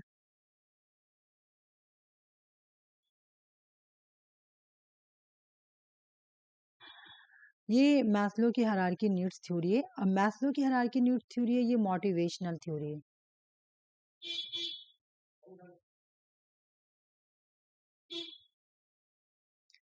मैस्लो बोलते हैं ना कि जो इंसान का नीड है ना वो कभी खत्म नहीं होगा। एक नीड खत्म, एक नीड स्टार्ट होता खत्म होता है, दूसरा नीड स्टार्ट होता है। कहने का मतलब है कि तुम्हारा नीड क्या है कि तुमको प्रोफेसर बनना है। तुम्हारा नीड क्या है कि मुझे यूजीसी नेट क्वालिफाई करना है। ये तुम लोगों का भी पहला नीड होगा। जब ये नीड कंप्लीट हो जाएगा ना, तुम्हारा दूसरा नीड आएगा कि मुझे प्रोफेसर बनना है। जब तुम प्रोफेसर बन जाओगे, तुम्हारा तीसरा नीड आएगा कि अब मुझे बैंगलोर गाड़ी ये सब लेना है। अब वो एक नीड खत्म होगा, दूसरा इंसान कभी इसका नीड कभी खत्म ही नहीं होता है, होते रहता है। ठीक है। मैस्लो का हायरार्की ऑफ नीड जो है ये कंसिडर करता है very significant highlight the need of the people. It is a psychological theory जिसे प्रपोज किया था मैं अब्राहम मास्लो ने 90। एक थ्योरी जब तुम्हारा एक नीड कंप्लीट होगा तो तुम अपने आप को दूसरे के लिए मोटिवेट करोगी। ठीक है ना, कि अब मुझे नेट क्वालिफाई हो तो अब मुझे प्रोफेसर बनना, अब मुझे प्रोफेसर बनना है तो मुझे गाड़ी बंगला, प्रोफेसर का मतलब भी यही भाई। अच्छा, सोसाइटी में दो ही जॉब बहुत ही प्रेस्टिज है, समझते पे चलता, हाई फाई जॉब है ना। एक तो तुम्हारा हो जाता है आईएएस ऑफिसर, भले जो भी हो। एक होता है आईएएस ऑफिसर वाला जॉब, एक होता है तुम्हारा है, मैं सिविल वाला जॉब बोल रही हूँ, मिलिट्री वाला हटा के, ठीक है ना। और एक होता है प्रोफेसर वाला, सुन के समझ में आता हाँ हाँ ये तो बहुत अमीर होगा। ठीक है। तो ये तो क्या बोला, तुम्हारा पहला नीड क्या था कि मुझे पहले नेट क्वालिफाई करना, फिर नीड हो गया कि प्रोफेसर बनना, फिर मुझे नीड है कि मुझे बैंगलोर गाड़ी सब चीज़ रहना चाहिए भाई, है ना, एक स्टेटस ही मिलना चाहिए। एक नीड खत्म होगा, दूसरा नीड आएगा, इस तरह से आता है। तो पहले इंसान के अंदर जो नीड आता है ना वो लवर नीड कहलाता है। मैस्लो बोल रहे हैं कि इंसान के अंदर पहले लवर नीड आता है। तुम्हारा लवर नीड क्या है? सबसे पहले तुम्हारा नीड हुआ होगा तो तुम मास्टर्स की होगी, सबसे लवर नीड। मास्टर्स करने के बाद उसके बाद तुम्हारा नीड बड़ा होगा कि हमको नेट क्वालिफाई करना है। नेट क्वालिफाई करके देखो तुम्हें हाई वाला नीड आएगा कि अब मुझे ना प्रोफेसर बन के जॉब लेना है। अब प्रोफेसर बनने के बाद तुम्हारा नीड आएगा मुझे बंगलो कार वगैरह लेना है भाई, सोसाइटी में अच्छा नाम चाहिए। अब जब तुम बन गए तब तुमको लगेगा कि अल्लाह मुझे नोबेल प्राइज मिल जाता है ये लास्ट वाला नीड बहुत भयानक है। ठीक है। कि हम ऐसा कोई बुक लिखें कि मेरा नोबेल प्राइज कैटेगरी में आ जाए तो ये वाला नीड। ठीक है। अल्लाह सारा जितने भी प्रोफेसर वगैरह होते हैं सारा सपना होता है कि मुझे ना नोबेल प्राइज मिले या फिर कुछ ऐसा हो कि मुझे इंटरनेशनल अवार्ड मिले मेरे बुक पे, है ना। जितने भी प्रोफेसर होंगे, जितने भी राइटर होते हैं, सबका ये पर्पस होता है कि भाई हम लोगों का क्या हो कि हम लोगों का बुक इंटरनेशनल अवार्ड मिले, सबको होता है मिलने का। तो वो तुम्हारा हाईएस्ट नीड हो गया। ठीक है। तो इंसान का पहले लोअर नीड से स्टार्ट होते होते होते लास्ट में एक पिरामिड बन जाता है। और ये पिरामिड 5 पार्ट में उन्होंने बताया। उसी तरह इंसान भी अपने आप को लाइफ में मोटिवेट करते करते करते लास्ट तक पहुंच जाता है। तो इनका जो क्वेश्चन आता है हायरार्की ऑफ नीड्स, तो पहला क्वेश्चन पूछा आता है। ठीक है। तो बोले कि देखो भाई सबसे पहले तो बेसिक नीड आता है इंसान का साइकोलॉजिकल नीड, है ना। इंसान का सबसे पहला नीड होता है साइकोलॉजिकल नीड्स। मतलब इंसान को सबसे पहले क्या चाहिए, इंसान को सबसे पहले उनको जीने के लिए। अच्छा ये मुझे कलर चेंज करना पड़ेगा मुझे। सबसे पहले जीने के लिए तुम लोग को साइकोलॉजिकल नीड चाहिए जो कि बेसिक नीड है, और इसको लवर नीड बोलेंगे। ठीक है ना। मतलब क्या, तुमको पहले खाना चाहिए, पानी चाहिए, है ना, रहने के लिए जगह चाहिए, रेस्ट करने के लिए जगह चाहिए। उसके बाद जब तुमको घर वगैरह मिल गया उसके बाद इंसान का क्या होता है, थोड़ा और मोटिवेट हो जाता है कि अब मुझे ज़्यादा चाहिए, सिक्योरिटी चाहिए, घर चाहिए अच्छा वाला कि कोई मेरे घर में घुस ना जाए। सिक्योरिटी, सेफ्टी नीड आ गया, सिक्योरिटी नीड आ गया। अब हो जाता है तुम्हारा थोड़ा और बढ़ जाता है जो क्या आता है तुम्हारा साइकोलॉजिकल नीड, है ना। साइकोलॉजिकल नीड के मतलब पहले बेसिक नीड, साइकोलॉजिकल, फिर सेल्फ। ये वाला तो उतना नहीं आता है लेकिन इन सबको क्रोनोलॉजिकल। पहले क्या है फिजियोलॉजिकल नीड ना, फिजियोलॉजिकल नीड पहला है फिजियो, फिर सेफ्टी, फिर आ जाएगा belongingness and love need. Love need, intimate relation friend, मतलब एक होता है ना तुम्हारा कि कॉलेज वाले में जब इंसान जाता है तो सबका सबका नहीं भाई, वो मोस्टली 50% स्टूडेंट का चलता ही है। या तो देखो हर तरह का चलता है, जरूरी नहीं कि एक वही रिलेशन हो, इंटीमेट वाला रिलेशन हो, मतलब गर्लफ्रेंड बॉयफ्रेंड वाले रिलेशन नहीं। मैंने बोला कि इस स्टेट में इंसान का रिलेशनशिप स्टार्ट होता है। हो सके तुम्हारा कोई लड़की से बहुत होता है बेस्ट फ्रेंड बन जाता है कोई, है ना। लड़की तुम्हारी कोई बेस्ट फ्रेंड बन जाए, ग्रेजुएशन में गई बहुत बेस्ट फ्रेंड बन गई, है ना। अब कोई लड़का लड़की लोग का फिर स्टार्ट हो जाता है, तो ये बड़ा स्टेज में होता है जहाँ पे इंसान को फील होता है कि मेरा कोई साथ हो, बिलोंगिंग नीड्स, लव नीड्स। अब लव नीड्स का मतलब ये नहीं कि एकदम कोई बॉयफ्रेंड ही बनाएंगे तो अब लव नीड्स होगा, वो फ्रेंड भी बना सकते हैं, ठीक ना। यहाँ पे लिखा हुआ या तो फ्रेंड बनाओ या तो इंटीमेट रिलेशनशिप, ये सब स्टार्ट हो जाता है बिलोंगिंग नीड्स, लव नीड्स में। उसके बाद आता है एस्टिमेट नीड्स, जहाँ पे इंसान को प्रेस्टिजियस चाहिए, फीलिंग ऑफ एक कॉम्प्लेसमेंट, मतलब अब तुमको जॉब वाला फीलिंग आएगा कि नहीं भाई अब हमको जॉब करना है। अब जब जॉब मिल जाता है तो अब तुम फिर मोटिवेट करोगी, और मोटिवेट करने के बाद तुम बोलोगे अपने आप को कि अब मुझे सेल्फ एक्चुअलाइजेशन चाहिए, लाइफ में कुछ चाहिए, नाम, मुझे नोबेल प्राइज चाहिए, या मेरा बुक इंटरनेशनल, या मेरा बुक इंटरनेशनल अवार्ड की कैटेगरी में तो कम से कम आए, कम से कम नॉमिनी में तो आए, ना मिले अवार्ड, कम से कम इंटरनेशनल अवार्ड जो मिलता है ना बुक लोग को, हर कंट्री डिफरेंट डिफरेंट कंट्री का, एक तो नोबेल प्राइज मिलता है और दूसरा और भी बहुत सारे अवार्ड मिलता है, ठीक है ना। तो कम से कम उन सबके कैटेगरी में भी आए। इससे क्या होगा, मेरा एक क्रिएटिव एक्टिविटी, मतलब तुम बुक लिख रही हो, क्यों, तुम क्रिएटिव वर्क करोगे। अब सेल्फ एक्चुअलाइजेशन क्या, अब तुमको किसी का सहारा नहीं है, तुम हर चीज अपनी खुद करोगी, ठीक है। खुद से बुक लिखोगी, बुक पब्लिश करोगी, तुम्हारा एक पॉइंट ऑफ व्यू होगा, खुद का पॉइंट ऑफ व्यू होगा, और तुम अपने पे बुक लिखोगी, मतलब तुम अब बहुत बड़ा ये बन गई, अपने आप को एक पोटेंशियल आ गया तुम्हारे अंदर, ठीक है। तुम्हारे अंदर क्रिएटिविटी और पोटेंशियल आ गया। अब तुम्हारे माइंड में एक चीज चलेगा, मुझे स्टेटस चाहिए, कौन वाला स्टेटस, मुझे नोबेल प्राइज मिल जाए। तुम देखी होगी नोबेल प्राइज कोई हम लोगों के जैसे स्टूडेंट लोग मतलब कोई बुक वर्क में तुम देखना ज्यादातर बूढ़ा आदमी को ही मिलता है, क्योंकि वो लोग उस स्टेज में पहुंच जाते हैं मतलब कोई ऐसे एकदम कम उम्र का कोई मैं नहीं देखती हूँ, ज्यादातर मोस्टली देखती हूँ एकदम, मैं अभी भी देखी हूँ, बहुत कोई को मिला एकदम बहुत बूढ़ा बूढ़ा आदमी लोगों को मिला हुआ है, क्योंकि वो लोग लास्ट स्टेज में आते हैं, अपने आप को पूरा पोटेंशियल कर लेते हैं। तो ये हो जाता है सेल्फ एक्चुअलाइजेशन। इंसान को पहले चाहिए साइकोलॉजिकल, जब वो जो जिसे अभी मिला होगा, उन लोगों का नाम बहुत हार्ड हार्ड है ना, तो मैं तुम लोगों का नाम बताती हूँ, मैं आज ही उन लोगों के बारे में पढ़ी। इवन मैं डोनाल्ड ट्रम्प के बारे में भी पढ़ रही थी कि डोनाल्ड ट्रम्प बोला था कि हमको नोबेल पीस प्राइज दिया जाए, हमको नोबेल पीस दिया जाए, ठीक है। तो वेनेजुएला की एक ये को मिला था, जो वहाँ पे एक्टिविटीज थी, सोशल एक्टिविटीज, क्या तो नाम था, मलाक, देखो ना उसका नाम बहुत हार्ड था, इसलिए मुझे याद नहीं आ रहा, उनको मिला। तो उन्होंने क्या किया, डोनाल्ड ट्रम्प को नहीं मिला, क्योंकि डोनाल्ड ट्रम्प को मिलने का नहीं, मतलब सब कोई बोला कि नहीं डोनाल्ड ट्रम्प को मिलना चाहिए नोबेल पीस प्राइज, और डोनाल्ड ट्रम्प ने डिमांड भी किया था कि हमको नोबेल पीस प्राइज मिलना चाहिए। लेकिन डोनाल्ड ट्रम्प, हो सके उनको अगली बार मिल सके, मे भी नहीं पता, लेकिन उनको सिर्फ इसलिए नहीं मिला डोनाल्ड ट्रम्प को कि उन्होंने गिजा, मतलब जो इसराइल और फिलिस्तीन के बीच में जो वार हो रहा था ना, उन्होंने उस पर सीज फायर नहीं कराया, लेकिन अभी अभी उन्होंने करवाया, अभी उन्होंने इसराइल और फिलिस्तीन के बीच में सीज फायर कराया। और अगर वो और अच्छा काम करते हैं ह्यूमैनिटेरियन पर्पस के अकॉर्डिंग, तो हो सके उनको अगले साल तक का पीस प्राइज मिल सकता है, ठीक है। लेकिन इस बार उनको नहीं मिला, तो वो बहुत ज्यादा गुस्सा भी हो गए। तो वेनेजुएला में जो लेडी को मिला, उन्होंने डेडिकेट किया कि हम ये अवार्ड डोनाल्ड ट्रम्प को डेडिकेट करते हैं। उन्होंने ये भी बोला कि मैं वेनेजुएला के लोगों के लिए डेडिकेट कर रही हूँ, और मैं डोनाल्ड ट्रम्प के लिए डेडिकेट कर रहा हूँ, ठीक है। तो बात कहाँ से कहाँ आ गई, तो ये होता है सेल्फ एक्चुअलाइजेशन। इंसान का पहले तो जिंदगी में तुम लोग जब मतलब जब तुम लोग अपने बहुत छोटी होगी, तो तुम लोगों को यही लग रहा होगा खाना कपड़ा मिल जाए भाई बहुत है, फिर सेफ्टी वाला फीलिंग आएगा, फिर कॉलेज गई होगी तो या तो मेरे बेस्ट फ्रेंड बन जाए या तो कोई बेस्ट बन जाए, इस तरह से होता है। फिर अब तुम लोग जो स्टेट में वो एस्टिमेट नीड पे, एस्टिमेट नीड मतलब क्या, मुझको जॉब चाहिए, प्रेस्टीज जॉब चाहिए, ठीक है। उसके बाद जब तुम लोगों को जॉब वगैरह मिल जाएगा, शादी वादी हो गया, एज हो गया, तब जाके तुम्हारा एक और आएगा सेल्फ एक्चुअलाइजेशन। अब मुझे क्या चाहिए, नोबेल प्राइज, अपने आप को पोटेंशियल करना, अपने आप को सोसाइटी में आइडेंटिटी दिलवाना, ठीक है।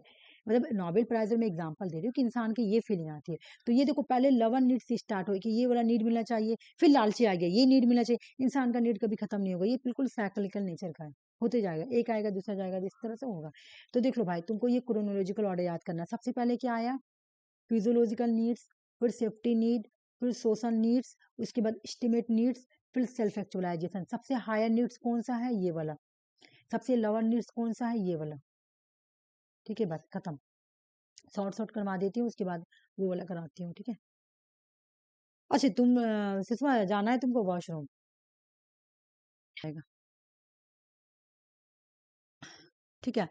बोले कि टू फैक्टर, मुझे ज्यादा से ज्यादा तुम लोगों को ना रिवीजन करवाना है, इसलिए मैं सोच रही हूँ जल्दी जल्दी कंप्लीट ला के रिवीजन स्टार्ट करूँ।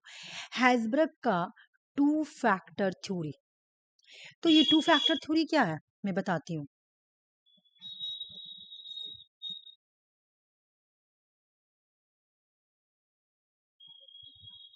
टू फैक्टर थ्योरी क्या है?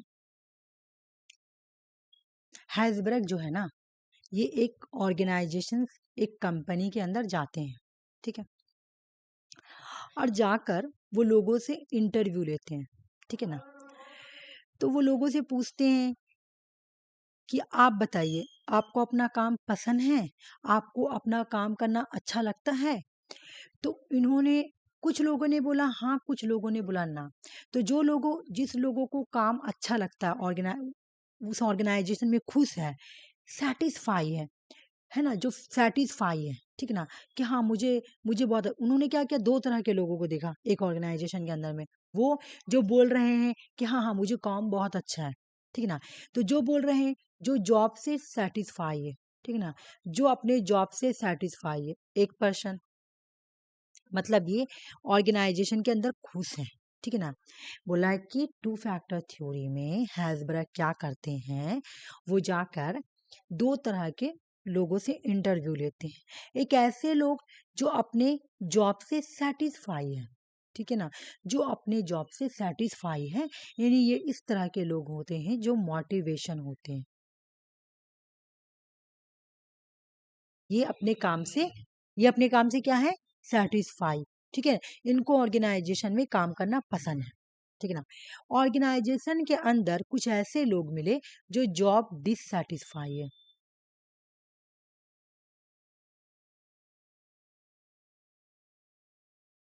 डिससेटिस्फाई या डिसफैक्शन बोलो, जो भी बोलो। कुछ ऐसे लोग जिनको अपना काम पसंद नहीं है, अपने काम से डिससेटिस्फाई है, ये डिससेटिस्फेक्शन है, ठीक है ना। यानी ये लोग हाइजीन है,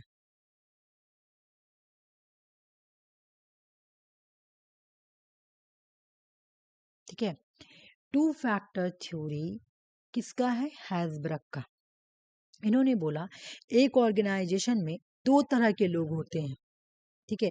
एक वो लोग जो अपने काम से खुश हैं, ठीक है ना, जो अपने जॉब से सेटिस्फाई है, यानी वो मोटिवेट है, ठीक है ना।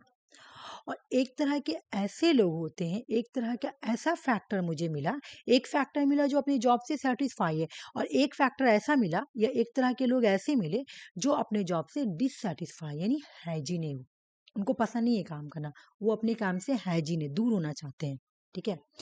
तो क्यों, जो जो मोटिवेशन पर्सन है, जो जॉब से अपने सेटिस्फेक्शन है, तो वो क्यों क्यों आखिर वो अपने काम से सेटिस्फाई है, क्यों वो इतना मोटिवेट है? बिकॉज हो सकता है उनको अचीवमेंट मिला है। ये जो लोग हैं ना, इनको ऑर्गेनाइजेशन के अंदर अचीवमेंट मिला है, इनको ऑर्गेनाइजेशन के अंदर रिकॉग्नाइज किया गया है, द वर्क इट्स सेल्फ, उनको काम करने दिया गया, खुद से तुम अपना काम करो, इनको रिस्पॉन्सिबिलिटी दिया गया है। और एक मिनट में कुछ छोड़ी तो नहीं है ना उनको, तो सैलरी वाला कहाँ गया, अच्छा ठीक है ना, इनको रिस्पॉन्सिबिलिटी मिला हो और इनको एडवांसमेंट एंड ग्रोथ, मतलब और भी पैसा दिया गया हो, और मतलब बोला था ना तुम्हारा कि क्या बोला था, अरे प्रमोशन हुआ हो, है ना, ग्रोथ हुआ हो, यानी प्रमोशन हुआ। इस वजह से ये लोग खुश है, खुश होने का वजह क्या है, अचीवमेंट, रिकॉग्नाइजेशन, वर्क इटसेल्फ, खुद से काम करने दे दिया गया, रिस्पॉन्सिबिलिटी दे दिया गया, तुम्हारे अंदर इतने लोग काम करेंगे तो एक रिस्पॉन्सिबिलिटी है, एडवांसमेंट बना दिया गया हो या ग्रोथ यानी प्रमोशन कर दिया गया हो, ठीक है ना। इसलिए ये लोग इतना खुश हैं, ठीक है ना, इसलिए ये लोग इतना जॉब सेटिस्फाई है और अपने जॉब से इतना खुश है, सेटिस्फाई है, और तुम्हारा मोटिवेट है, ठीक है। लेकिन जो अदर पर्सन है, ठीक है ना, जो अदर पर्सन है, रुक जाओ एक मिनट, मेरे ये लोग हटा लेने दो, हाँ।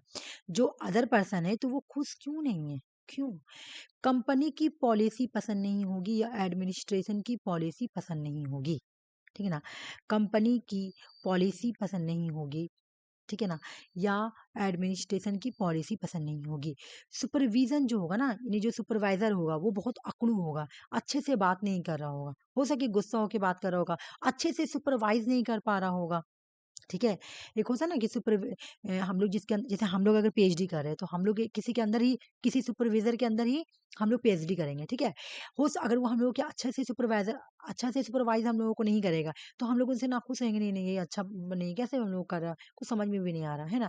तो हो सके इस वजह से सुपरविजन ठीक से नहीं हो रहा होगा, स्टेटस एंड सिक्योरिटी नहीं दिया गया होगा। तुम देखी होगी जितना भी एमएनसी कंपनी वगैरह होती है वो अपने एम्प्लॉय को सिक्योरिटी देता है। सिक्योरिटी क्या, अगर किसी भी तरह का बीमारी होता है तो वो लोग इलाज करवाता है, ठीक है ना। जैसे हमको आर का नहीं बड़ा, लेकिन सुनते कि बड़ा बड़ा जो कंपनी जैसे टीसीएस देती है, ठीक है, कि कुछ भी हुआ तो जैसे मेरे भाई का जैसे दांत में प्रॉब्लम हुआ तो उसको रूट क्लीनिंग करना था, ठीक है। तो वो गया अपना डॉक्टर के यहाँ करवाया और डॉक्टर को बोला कि मेरा साइन कर दीजिए, तो वो साइन करके अपने कंपनी में जमा किया, उसका पैसा वापस आ गया रिटर्न, ठीक है। या कुछ भी किसी भी तरह का अगर कोई ऐसे कुछ हो, जैसे मेरे एक और लड़की थी तो उसको भी हुआ, स्टोन हो गया था पेट में, तो उसका ऑपरेशन हुआ, सारा खर्च तुम्हारा ये टीसीएस दिया, सिक्योरिटी दिया। तो हो सके सिक्योरिटी नहीं दिया हुआ होगा, हो सके सिक्योरिटी नहीं दिया होगा, है ना। इस वजह से जो वो डिससेटिस्फाई अपने काम से, वर्किंग कंडीशन ठीक से नहीं होगा, काम करने का जगह ठीक से नहीं होगा, जनरल मैनेजर ठीक से नहीं, अच्छे से बात नहीं कर रहा होगा, अच्छे से सुपरवाइज नहीं कर रहा होगा। इस वजह से ये जो पर्सन है ना अपने काम से डिससेटिस्फाई है, तो इसको बोलेंगे हैजिंग थ्योरी, ठीक है ना। तो हैजबर्ग ने क्या दिया था, टू फैक्टर थ्योरी, जिसको मोटिवेशन हैजिंग थ्योरी भी बोलते हैं पूरा। और इन दोनों के बीच में इन्होंने क्या किया था, फर्क किया था, ठीक है। हैजबर्ग ने क्या किया था, देखा एक ऑर्गेनाइजेशन के अंदर कि कितनी तरह के लोग होते हैं, तो दो तरह के लोग होते हैं, ठीक है। दो तरह के लोग ऐसे जो एक काम करना पसंद करते हैं और एक ऐसे जो काम करना नहीं पसंद करते। अच्छा, एक चीज यहाँ पे मेरा छूट गया है, मैं पहले वाला नोट में लिखा होगा मुझे लग रहा है, यहाँ पे सैलरी भी होगा, मैं बोल रही हूँ कुछ छोटा छोटा, यहाँ पे सैलरी भी होगा। ये सैलरी मिलने से भी इंसानों क्या होता, नहीं नहीं नहीं सैलरी यहाँ आएगा, सॉरी, सैलरी यहाँ आएगा, ठीक है। सैलरी ठीक से नहीं दे रहा होगा, ठीक है ना, सैलरी ठीक से नहीं दे रहा होगा, ये याद कर लेना, ये सैलरी भी होगा, ठीक है। सैलरी, कि सैलरी ठीक से नहीं दे रहा होगा, इसे बाकी सारा चीज ठीक है, ठीक है ना। सैलरी छूट गया है मुझसे, छूटा नहीं है मतलब डिलीट हो गया मुझे लग रहा है यहाँ पर, ठीक है। तो सैलरी ठीक से नहीं मिल रहा होगा, इस वजह से वो खुश नहीं है, कम दे रहा होगा, जितना बोला उतना नहीं दे रहा। इंडिविजुअल रिलेशनशिप मैनेजर के साथ ठीक नहीं होगा, मतलब अपने कलीग के साथ ठीक नहीं होगा, मैनेजर के साथ ठीक नहीं होगा, मतलब जब हम लोग काम करते हैं, ठीक है ना, और एक पर्सन से कोई बात ही नहीं कर रहा, बाकी सब आपस में बात करे लेकिन इससे कोई बात नहीं कर रहा, तो इसको काम करने में अच्छा नहीं लगेगा। देख रहा मेरे ऑर्गेनाइजेशन में मुझसे कोई बात ही नहीं कर रहा, तो इस तरह से हो सके वो जॉब डिससेटिस्फाई हो, या फिर मैनेजर का बिहेवियर अच्छा ना हो, ठीक है ना। तो इस वजह से काम नहीं हो रहा होगा, इस वजह से इनको अपने काम पसंद नहीं है, तो इसको बोलेंगे हैजिंग थ्योरी। बोलो समझ में आया। और एग्जाम में क्वेश्चन कैसे आता है देखो, जैसे एक क्वेश्चन आया हुआ था, जैसे सैलरी है, मैं तुम लोगों को बता रही हूँ, रुक जाओ, तुम लोग मुझे बताना है।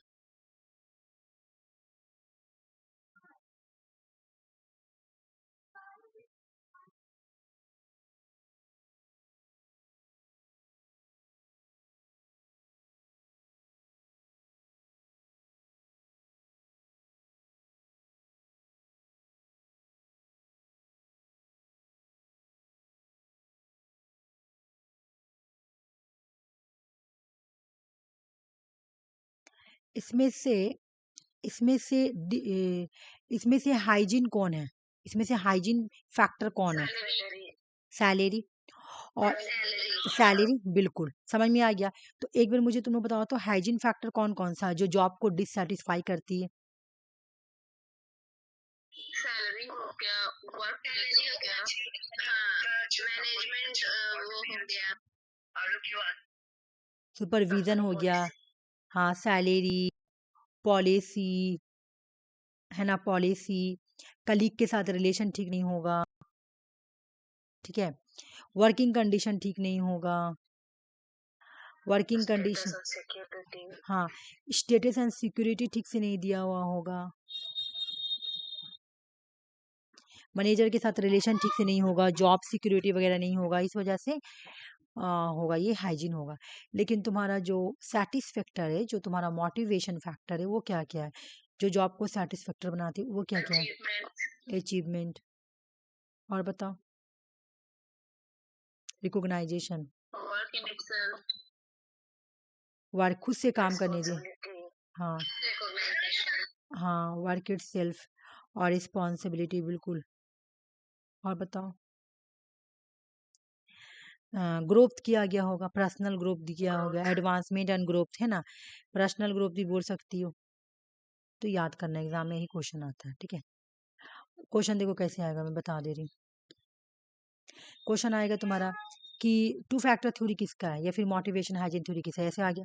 फिर बोलेगा इनमें से कौन सा जॉब सेटिस्फेक्शन है, या कौन सा मोटिवेशन फैक्टर है हैस्बर्ग का, या कौन सा हाइजीन फैक्टर है हैस्बर्ग का जो जॉब को डिससेटिस्फाई कर रही है। बोले कि ये जो हाइजीन फैक्टर है ना, यही फैक्टर जॉब को डिससेटिस्फाई कर देती है, इसी वजह से लोग पसंद नहीं करते हैं। बिल्कुल यहाँ पे सैलरी लिख लेना, पहले वाला नोट में तो लिखा हुआ ही होगा, लेकिन तुम लोग फिर भी लिख लेना है सैलरी, SALRY सैलरी। अच्छा, सैलरी मैं लिख ही दूंगी, जब अभी PDF भेजूंगी ना तो मैं इसको पूरा डिलीट करके यहाँ पे मैं लिख दूंगी और इसको सेव करके भेज दूंगी, ठीक है। चलो ये हो गया कंप्लीट, ये हो गया ना। अभी ये वाला पढ़ते हैं, मैं इससे क्वेश्चन भी आया था इस बार इससे क्वेश्चन आया हुआ था, है ना। और ये मैं पढ़ाई भी थी, पब्लिक एडमिनिस्ट्रेशन का क्वेश्चन इस बार अच्छा आया था, क्योंकि तुम्हारा लिक्विड से भी आया था तुम्हारा।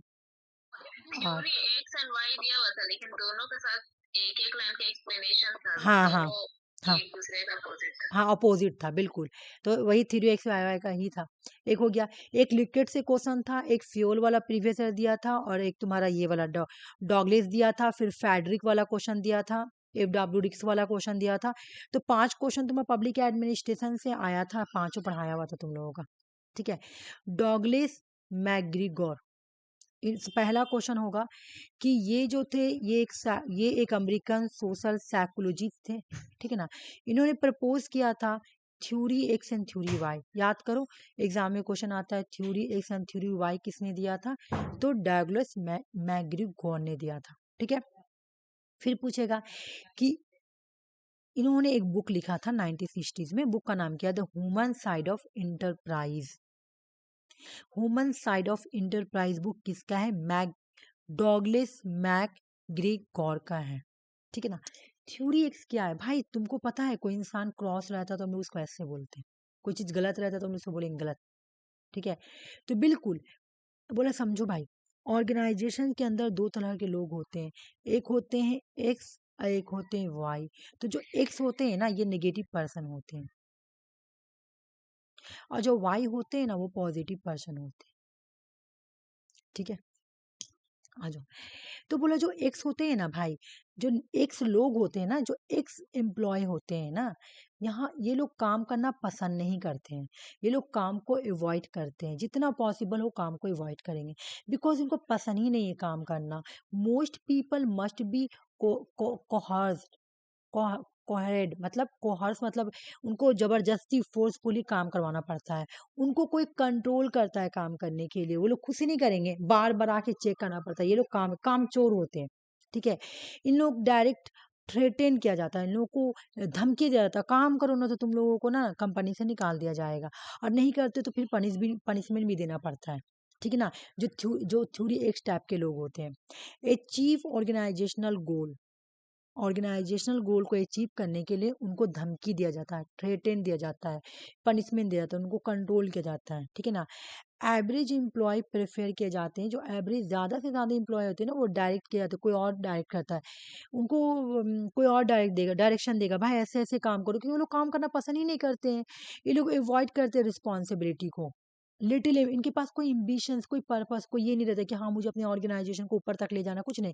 ये लोग खाली सिक्योरिटी चाहते हैं, बस मुझे सिक्योरिटी मिले, ये सब, ये लोग अच्छे नहीं लोग होते, ये लोग नेगेटिव पर्सन होते हैं, और इनका सैम्बल भी एक से। तो इन लोगों को डील करने के लिए जो मैनेजर आएगा ना, वो भी एक से ही होगा, क्योंकि देखो भाई, अच्छा पर्सन खराब आदमी को कंट्रोल नहीं कर सकता है।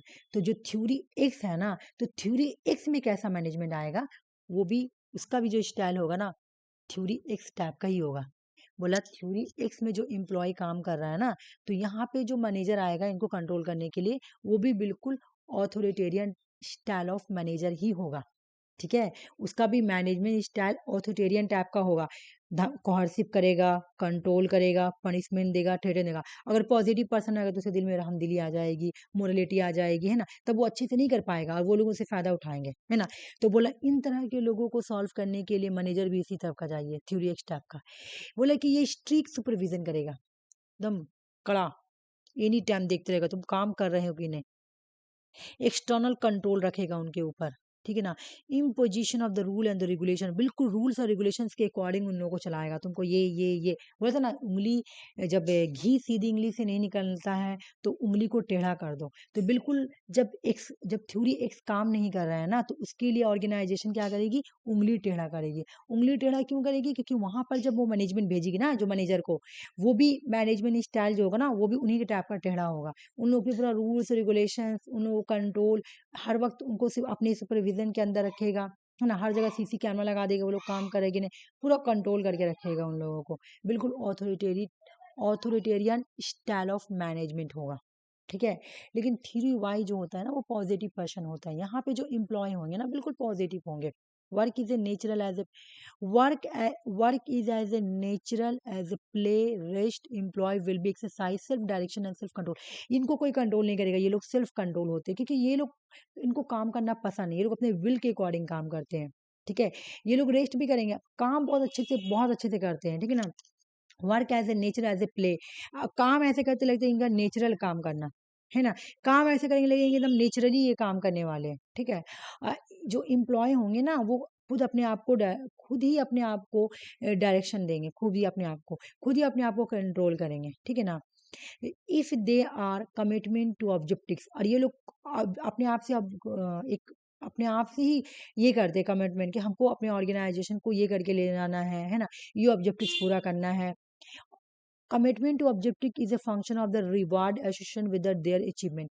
और क्या करता है, अपने आप से कमिटमेंट करेगा कि मुझे अपने ऑर्गेनाइजेशन के लिए ये काम करना है, अपने ऑर्गेनाइजेशन में अच्छा बेस्ट करके दिखाना है, मुझे 100% काम करना है ना। इनको काम करना पसंद है, ये बहुत अच्छे पर्सन होते हैं, ये काम को अवॉइड नहीं करते, ये सेल्फ कंट्रोल होते हैं, खुद अपने आप को कंट्रोल करते हैं। ये ऑर्गेनाइजेशन के काम को बहुत अच्छे से करते हैं, इन लोगों को रिवार्ड भी मिलता है अपने काम के लिए, और ये लोग अचीवमेंट भी करते हैं बहुत, ठीक है। Under a proper conditions the average person learn to accept and seek responsibility. ये लोग चाहते हैं कि हम लोगों को रिस्पॉन्सिबिलिटी मिले, और ये लोग हर पर्सन को लर्न करना चाहते हैं। ये एवरेज से ज़्यादा पर्सन एक्सेप्ट करते हैं कि हाँ भाई हम लोग को काम दें, ठीक है ना, हम लोग को काम दें, हम लोग को काम करना पसंद है, ठीक है ना। The ability to make innovative decision, और इनके अंदर ये एबिलिटी होती है कि ये अपना डिसीजन इनोवेटिव ले सकते हैं, खुद से ही ले सकते हैं। ये लोग नैरो नहीं होते, ये लोग वाइडली होते हैं, नैरो नहीं होते हैं। डिस्ट्रीब्यूट थ्रू द पॉपुलेशन, ये लोग मतलब क्या करते हैं, मतलब अपने काम को बांट लेते हैं, खूब अच्छे से काम करते हैं, मतलब ये लोग पॉजिटिव पर्सन है। अब यहाँ पे जो मैनेजमेंट स्टाइल होगा, ये मैनेजर होगा, बहुत अच्छा होगा। बोलो क्यों? Theory Y it is lead to more participative style of management. तो यहाँ पे मैनेजमेंट जो है ना, पार्टिसिपेटिव होगा, साथ मिलकर काम करेगा इन लोगों को, क्योंकि ये लोग तो पहले से ही मोटिवेट पर्सन है, ठीक है ना। It impact the integration of individual and organisational goal, ये क्या करेगा, ऑर्गेनाइजेशन का एक गोल सेट कर देगा और उनके साथ मिलकर काम करेगा। उन लोगों को, एम्प्लॉय को क्या करेगा, इनकरेज करेगा कि तुमने बहुत अच्छा काम किया, है ना। उन लोगों को हर चीज में इन्वॉल्वमेंट देगा, रिस्पॉन्सिबिलिटी देगा, उन लोगों को और क्रिएटिविटी बनाएगा, ठीक है। तो ये है theory Y and theory Y X. और इससे एग्जाम में इस बार क्वेश्चन भी आया था कि क्या किया था, क्वेश्चन कैसे आया था, देखो, जो थ्योरी एक्स का डेफिनेशन है ना, वो थ्योरी वाई में लिख दिया था, और जो थ्योरी वाई का डेफिनेशन है ना, जो थ्योरी वाई का डेफिनेशन है ना, उसको थ्योरी एक्स में लिख दिया था, तो ये दोनों ही गलत हो गया था, ठीक है, अलग अलग दे दिया था, ठीक है। तो इस तरह से दो स्टेटमेंट गलत हो गया था, बाकी आंसर सही हुआ था, ठीक है। इस तरह से क्वेश्चन आया था। देखो ये सब तो देखो, ये सब जो क्वेश्चन है ना, जो मैं ये पढ़ाई, डैगलोस मैकग्रिगोर, अभी मैं पूछूंगी तुम लोग से, ठीक है। या फिर तुम्हारा हैजबर्ग का थ्योरी, ये सब अभी करंट क्वेश्चन है, नया टॉपिक है, मतलब अभी क्वेश्चन बहुत पूछा जा रहा है इन सबों से। लेकिन ये पुराना पहले पूछा गया था, तो अभी भी पूछ सकता है, ऐसा नहीं कि नहीं पूछेगा। ये पहले पूछता था, बहुत बहुत पहले, मतलब अभी भी पूछ सकता है, ऐसा बात नहीं है। मैक देखो यहाँ पर, मैकलेन थ्योरी ऑफ नीड, देख लो इनका थ्योरी ऑफ नीड है मैकलेन का, इवन ये भी रिसेंटली क्वेश्चन आया हुआ है। ये वाला तो नहीं आया हुआ, लेकिन ये पूछा गया था, थ्योरी ऑफ नीड्स मैचिंग में आया था। मैकलेन का थ्योरी ऑफ नीड है, यहाँ पे हायरार्की ऑफ नीड्स है, देख लो, बिल्कुल कंफ्यूज मत होना, देख लो हायरार्की ऑफ नीड्स है ना, हायरार्की ऑफ नीड थ्योरी। इनका क्या है, इनका जो है तुम्हारा मैकलेंड्स का थ्योरी ऑफ नीड्स है, पहले थ्योरी फिर नीड्स। डेविड मैकलैंड जो है ये भी मोटिवेशन थ्योरी देते हैं। इन्होंने बोला कि थ्री नीड्स थ्योरी या एक्वायर नीड थ्योरी, इन्होंने बोला कि इंसान के थ्री प्राइमरी ह्यूमन मोटिवेटर, इंसान को तीन चीज मोटिवेट करती है काम करने के लिए। तीन चीज, कोई भी काम करने के लिए इंसान को तीन चीज मोटिवेट करती है, तीन चीज इंसान के अंदर मोटिवेशन भरती है कि तुम, जब मतलब बोला जा रहा है कि लाइफ में अगर आपको कुछ करना है ना, तो ये तीन चीज आपको मोटिवेट करती है। पहला, अगर आपको अचीवमेंट चाहिए ना, तो आप अचीवमेंट के लिए अपने आप को मोटिवेट करते हो, नीड फॉर अचीवमेंट। अगर तुमको अचीवमेंट चाहिए तो तुम अपने आप को मोटिवेट कर, जैसे तुम लोग अभी यूजीसी का प्रिपरेशन कर रही हो ना, ठीक है, तो वो क्या है, तुम लोगों का अचीवमेंट का पार्ट है। तो तुम लोग कभी कभी तुम लोगों के हर का लाइफ में ऐसा आता है, कभी कभी इंसान का मोरल जो होता है ना डिग्रेड हो जाता है। डिग्रेड का मतलब क्या, तुम अपना वाला जो कॉन्फिडेंट है ना खो देती हो। अब मुझे नहीं लग रहा मैं नीट निकलेगा, मैं बेकार इस सब चक्कर में पड़ गई। किसी का सुनोगी कि टीचर में जॉब हो गया, किसी तुम अपना क्या करोगी, मोरल डिग्रेड कर दोगी, ठीक है ना। तुम्हारे अंदर एक आ जाएगा, हाँ बात नहीं, फिर तुम अपने आप को मोटिवेट कैसे करोगी तुम, नहीं मेरा तो कुछ अलग पर्पस है ना, मैं तो कुछ अलग करना चाहती हूँ, मुझे प्रोफेसर बनना है, मुझे हाई स्टेटस वाला जॉब चाहिए, मुझे सिर्फ मुझे अपने लाइफ को सर्वाइव करने के लिए जॉब नहीं चाहिए, मुझे नाम चाहिए, स्टेटस चाहिए, और ये मुझे प्रोफेसर बनने से मिलेगा, तो मेरा तो बड़ा जॉब है ना, तो मुझे ज्यादा मेहनत करना पड़ेगा, है ना। नीड फॉर अचीवमेंट, तो तुम ऐसे बोलकर क्या करोगी, अपने आप को मोटिवेट करोगी, मुझे अचीवमेंट चाहिए, हर हाल में चाहिए, मुझे क्यों ना 2 बजे रात में पढ़ना पड़े, मुझे क्यों ना 3 बजे रात तक पढ़ना पड़े, मुझे मतलब कितना भी पढ़ना क्यों ना पड़े, मैं पढ़ूंगी, मुझे हर चीज़ अवॉइड करना पड़ेगा, मैं करूंगी, क्योंकि मुझे प्रोफेसर बनना है मेरा ज़्यादा। फिर तुम ये बाद में मान लोगे में से तो भी कोई ऊपर पर्सन होगा ना, आईएएस ऑफिसर लोग भी तो कोई पढ़ता होगा ना, क्योंकि प्रोफेसर से भी बड़ा जॉब होता है आईएएस ऑफिसर का, तो वो लोग भी तो पढ़े होंगे। अगर वो लोग अपने माइंड में ये बात रहते कि मैं क्यों ना रेलवे का ही प्रिपरेशन कर ली, क्यों ना मैं टीचर का ही प्रिपरेशन कर ली, तो वो लोग भी तो आज आईएएस ऑफिसर नहीं बनते, नहीं। तो जब उन लोग वो कर सकते तो मैं क्यों नहीं, इस तरह तुम अपने आप को मोटिवेट करके अपने अचीवमेंट को, अब नीड फॉर अचीवमेंट करोगे, और अपने अचीवमेंट के लिए नीड बनाओगे, ठीक है ना। या फिर दूसरा, तुमको पावर चाहिए, तुमको पावर चाहिए, मुझे पावर में आना।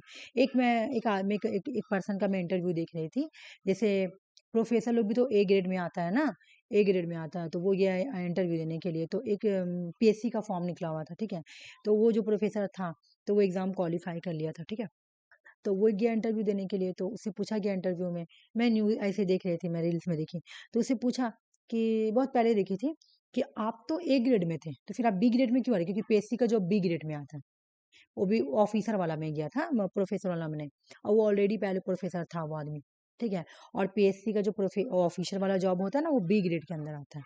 तो उसे इंटरव्यू में पूछा गया कि आप तो प्रोफेसर थे, आप प्रोफेसर तो ए ग्रेड में आता है, तो फिर आप ऊपर से नीचे क्यों आ रहे हैं, तो वो आदमी बोला, बिकॉज मुझे अब पावर चाहिए, मुझे बहुत स्टेटस मिल गया, मुझे बहुत पैसा मिल गया, अब मुझे पावर चाहिए, और मैं जब ऑफिसर बनूंगा तो मुझे पावर मिल जाएगा, ठीक है।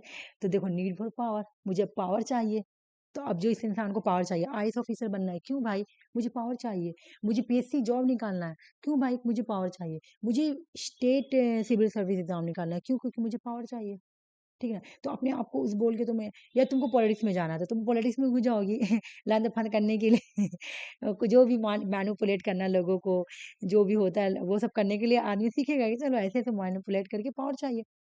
नीड फॉर एफिलेशन, तुमको अपने आप को एफिलेशन करना है, तुम अपने आप को क्या करोगे, एफिलेशन के लिए मोटिवेट करोगे। तो ये तीन तरह का मोटिवेशन है जो तुमको कुछ करने के लिए ये करता है, और ये तुम्हारा थ्री नीड है, इंसान का थ्री नीड है, जो इंसान को मोटिवेट करता है कि मुझे चाहिए, अचीवमेंट चाहिए, पावर चाहिए, एफिलेशन चाहिए, ठीक है। और ये किसका है, मैकलेन थ्योरी ऑफ नीड्स का। पहले क्या आ रहा है, देख लो, अचीवमेंट, नीड फॉर अचीवमेंट, देख लो, एन से यहाँ पे देखो ऐसे लिखा है एंड, ये थ्योरी बिल्कुल ऐसे ही लिखा हुआ एंड, और फिर क्या किया है तुमको, ए कैपिटल दिया, फिर सी एच, ठीक है, फिर वैसे एन, नीड को छोटा एन से किया है, फिर पावर बड़ा लिखा, फिर छोटा छोटा लिख दिया स्मॉल, फिर उसी तरह एन दिया और ए कैपिटल दिया, फिर स्मॉल स्मॉल यूज किया, ठीक है। तो एग्जाम में कंफ्यूज मत होना अगर ये भी आए तो, ठीक है, समझ जाना, पहले अचीवमेंट होगा, फिर पावर होगा, फिर एफिलेशन होगा, ठीक है, समझ में आ गया, आ जाओ।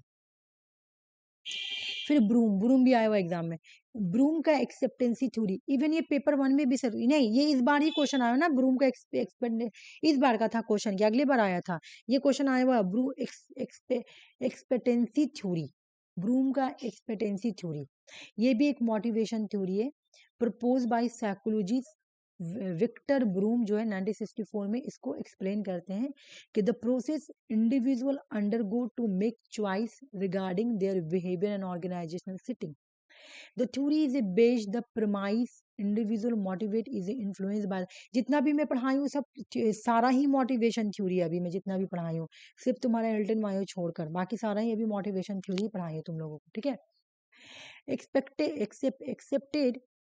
Expected outcomes of their actions particularly relation to achieve goal, वही बात बोल रहा भाई कि तुमको कोई गोल को अचीव करना है तो उसके लिए तुम कुछ मोटिवेशन सेट करोगी, तो कैसे करोगी भाई, बोला कि पहले एक्सपेक्टेंसी बनाओगी, ठीक है ना, और एक्सपेक्टेंसी जब तुम्हारे अंदर आएगा ना तो तुम क्या करोगी, एफर्ट करोगी, परफॉर्मेंस करोगी, ये थोड़ा डिफिकल्ट याद करना, मैं बता रही हूँ कैसे। इन्होंने बोला कि पहले तो इंसान के अंदर आएगा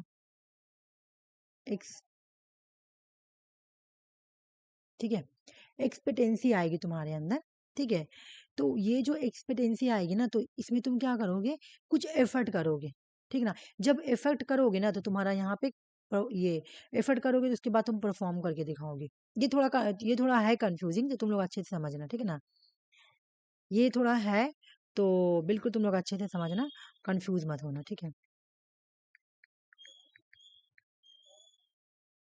ठीक है।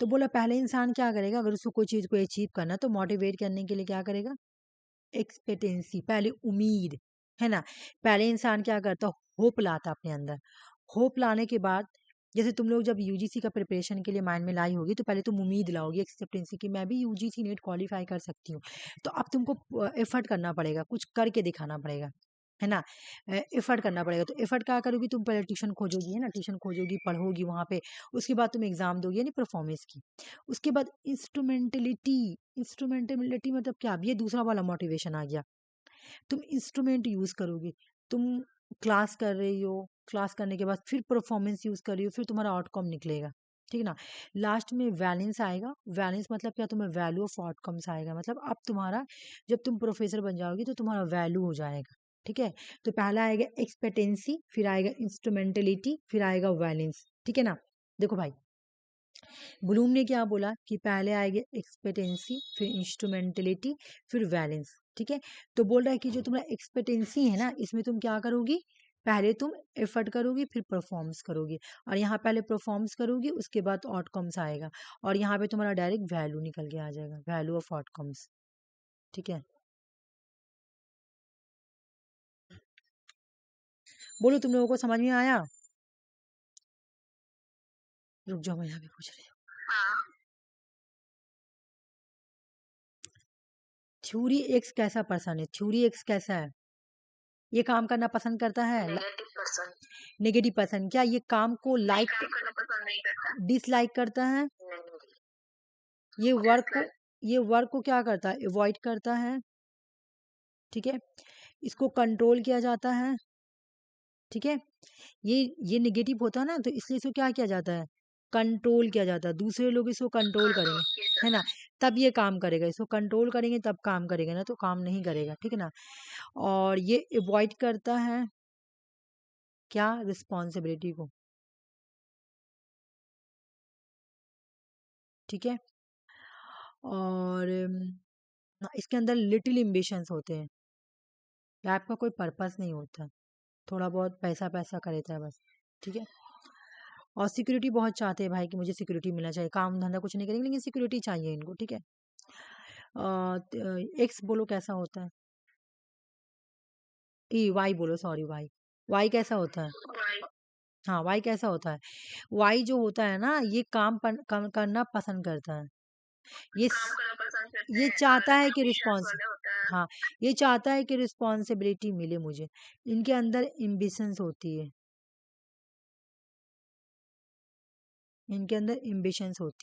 है ना, ये सेल्फ डायरेक्शंस होते हैं, ये खुद के डायरेक्शन पे काम करते हैं, इनको कोई डायरेक्शन नहीं देता है, और ये सेल्फ कंट्रोल भी होते हैं, ठीक है, बाकी ये वाला हो गया। उसके बाद मैकलेन थ्योरी का नाम क्या है भाई, एक बार मैकलेन वाला भी पढ़ लेते हैं ना। रुक जाओ, मैं यहाँ पे लिख रही हूँ। Theory of needs. हाँ, मैकलेन Theory of needs. हाँ, मैकलेन थ्योरी में, थ्योरी ऑफ नीड में पहला नीड क्या था, बोलो? Need for Achievements. Need Achievement. Need for achievement. और दूसरा का नाम क्या था? Need for Power. Power. Need for power. और तीसरा में क्या था? Need for affiliation. बिल्कुल, नीड फॉर एफिलिएशन। ठीक है, और चलो एक बार ये भी कर लेती हूँ, ब्रूम का एक्सेप्टेंसी थ्योरी। तुम लोगों को मैं याद भी करा रही हूँ, ठीक है ना।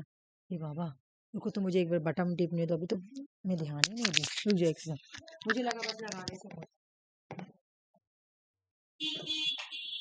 तो वो चीज चलता है ना, बस चार्ज कौन था तब जाता तो मैं पूरा फुल चार्ज करके बैठी। अच्छा, कितना जल्दी टाइम पार हो गया, तुम्हें देखिए 8:30 बज गए, इतना जल्दी। शाम का टाइम बहुत जल्दी जल्दी पार हो जा रहा। चलो आ जाओ, अब एक बार ब्रूम का देख लेते हैं। ब्रूम का पहले, ब्रूम का क्या था थ्योरी का नाम? Expectancy. एक्सपेक्टेंसी। इसका मतलब क्या होता है? उम्मीद वाला, है ना, उम्मीद। Effort to performance. हाँ, ये पहला क्या होगा बताओ इसका?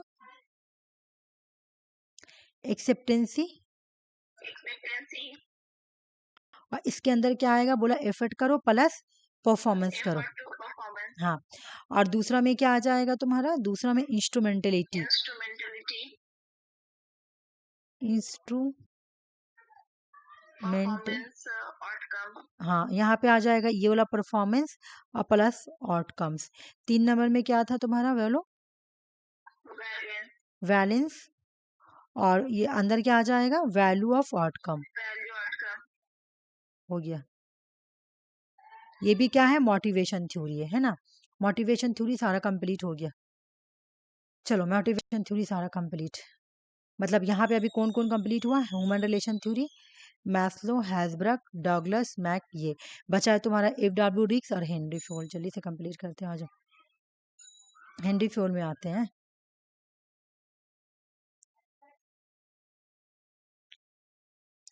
मैं कल पढ़ाई थी कि father of scientific management F W. Taylor को बोलते हैं, ठीक है ना, लेकिन हेनरी फ्योल को father of the modern management theory बोला जाता है। पहला क्वेश्चन, हेनरी हेनरी फ्योल जो है वो फॉर्मल थिंकर है, ठीक है। हेनरी फ्योल कौन है? Fayol was a formal thinker who develop structure, principles and function of the management that are still relevant today. बोला कि इन्होंने इन्होंने डेवलप किया था स्ट्रक्चरल प्रिंसिपल, ठीक है। इन्होंने मैनेजमेंट के अंदर काम करने के लिए स्ट्रक्चर प्रिंसिपल को डेवलप किया था। इन्होंने एक कॉन्सेप्ट दिया था जिसका नाम था गैंग प्लांग। गैंग प्लांग का मतलब होता है फ्यूल के अकॉर्डिंग लेबल जंपिंग, ठीक ना। लेबल जंपिंग क्या करती है? इम्प्रूव करती है communication within the organisation. कहने का मतलब है, मैं बता रही हूँ, hierarchy of chain of commands होता है हर जगह। एक ऑर्गेनाइजेशन के अंदर हायरार्की चैन ऑफ कमांड्स होता है। हायरार्की चैन ऑफ कमांड का मतलब क्या है? A B C D E F. A को एफ से बात करना है तो इनको बिल्कुल ही हायरार्की चैन को फॉलो करना पड़ेगा। पहले इनको बी से बात करना पड़ेगा, बी सी से बात करेगा, सी डी से बात करेगा, फिर ई से बात करेगा, तो एफ से बात करेगा। तो इसको हम बोलेंगे हायरार्की चैन ऑफ कमांड, ठीक है ना। यहाँ पे hierarchy chain of command follow हो रहा है। लेकिन फिर बोलते हैं कि अगर एक ऑर्गेनाइजेशन में कोई अर्जेंट इमरजेंसी मैटर आ जाए और आपको फौरन इमिडिएटली एफ से बात करना है, तो आप क्या करोगे? उस टाइम आप गैंग प्लान यूज कर लो, ठीक है ना। अगर ऑर्गेनाइजेशन के अंदर कोई ऐसा सिचुएशन आ गया कि मुझे ए को एफ से बात करना है अर्जेंट, ठीक ना, तब क्या करना है? यहाँ पर आप गैंग प्लान यूज कर लो। और इस बार ये क्वेश्चन आया हुआ था ना, इस बार का क्वेश्चन है gang plan label jumping. Public administration से बहुत क्वेश्चन आया था कि अगले बार ही वाला आया था, हाँ, है ना, कि गैंग प्लान का मतलब क्या इस है। बार आया। इस बार तो पब्लिक एडमिनिस्ट्रेशन से तो बहुत बार क्वेश्चन आया इस बार, ठीक है ना। तो हाँ, गैंग, हाँ, हाँ, गैंग प्लान का ये अगले बार में तुम लोग पढ़ाई भी थी। गैंग प्लान का मतलब क्या है? बोले कि जब ऑर्गेनाइजेशंस में चैन ऑफ कमांड फॉलो हो रहा, अब एक ऐसा सिचुएशन आ गया कि हमको अर्जेंट बात करना है एफ से, और जब मैं ऐसे ऐसे ऐसे जाऊंगी तो काम डिले हो जाएगा और मुझे अर्जेंट बात करना है एफ से। तब क्या करता है फ्यूल, क्या बोलता है? तब आप गैंग प्लान को यूज करो। गैंग प्लान का मतलब क्या होता है? Label jumping. गैंग प्लांग का यही मतलब वाला होता क्वेश्चन सर बोले थे सर यही वाला टेबल पढ़ा रहे थे हाँ क्लास में। हाँ, तो हाँ एक लड़की, तो सर बोले गैंग प्लान करता है वो लोग। हाँ तो लड़की एक पूछी कि सर गैंग प्लान क्या होता है, तो सर बोल रहे ए मुहूर्ते আমার মনে নেই আমি জানি না, आ मतलब वो बोल रहे हैं हम देख करके तुमको बताएंगे। तो आप बताइए इतने साल से वो लोग क्या पढ़ा रहे क्या हैं, पढ़ा ऊपर से रहे बाबा। पीएचडी किए हुए सर है वो, और कितना एज हो रहा है उनका। ऐसा भी नहीं है कि कम एज में आए तो उनको एक्सपीरियंस, ऐसा नहीं है। हम्म आप लोग इतने दिन से ये सब पढ़ा रहे हैं मैनेजमेंट, तो आपको नहीं हम्म पता गैंग प्लान क्या होता है। ये तुम नहीं बोली तो सुषमा फिर खड़ा होके कि गैंग प्लांग का मतलब हम लेबल बोल दिए, जंपिंग। हाँ बोली लेबल हम जंपिंग। बोले हाँ चलो बहुत अच्छा, हाँ। वेरी गुड, बहुत अच्छा। बताओ गैंग प्लांग का डिफिनेशन एक है, लेबल जंप करना। लेबल जंप का मतलब क्या, हाँ कि भाई हम इस प्रोसेस को छोड़ के डायरेक्ट यहाँ पर क्या करेंगे, इनसे बात कर लेंगे। जब डायरेक्ट में बात करी तो मैं सारा लेबल को जंप कर ली ना, इसको डायरेक्ट जंप करके मैं डायरेक्ट बात कर ली। गैंग प्लांग का एक ही मतलब, अब मैं स्टार्टिंग से पढ़ाती हूँ, ये नहीं कि मैं अभी क्वेश्चन, तुम लोग का अगला बार जब लड़ा होगा तुम लोग देख भी की होगी कि ये जून में आया होगा क्वेश्चन, तो देखी होगी। मैं तो अगले बार पढ़ाई थी और इस बार क्वेश्चन आया। तो सर लोग कैसे पढ़ा रहे हैं वो तो समझ में आ रही है। ये लोग ना सच मुझे इन लोगों को चेंज करना चाहिए। वही तो सोचिए कि क्या एमएड का पढ़ा रहे, कैसे टीचर पढ़ा रहे, मतलब तुम इसका सोच रही हो, आते आते बीएड का सिर्फ टीचर भी नहीं। आते हैं सिर्फ लिख के लेकर के चलाते, उसी को बक देते हैं मैं आकर तुम लोगों के। को क्या इसका बोली, मतलब यही। मैं तुम लोगों को क्या बोली कि जब मैं मास्टर्स में थी तो मेरा आदत है शुरू से कि मैं इतना क्वेश्चन पूछती थी ना, एकदम बीच से मतलब कभी कभी सैलो मेरे पे गुस्सा हो जाता है। तो मुझको एक सर क्या बोल रहे, तुम क्या मुझे गूगल समझ के रखी हो क्या, जब उठती हो क्वेश्चन पूछ लेती हो। हम लोग भी पहले घर से प्रिपेयर करके आते तब पढ़ाते, लेकिन हमको लगता अब जहां तक कि अब जब मैं हम रोज एक चीज को पढ़ा रहे तो मुझे प्रिपरेशन का जरूरत नहीं है। तुम लोग मुझे जब बोलोगी जो टॉपिक में पढ़ा दूंगी, क्यों, क्योंकि मैं इतना दिन से पढ़ा वही रही तो तो मुझे तो नॉलेज हो गया ना। तो फिर वो लोग कैसे नहीं नॉलेज हो रहा भाई, वो लोग भी तो वही काम कर रहा।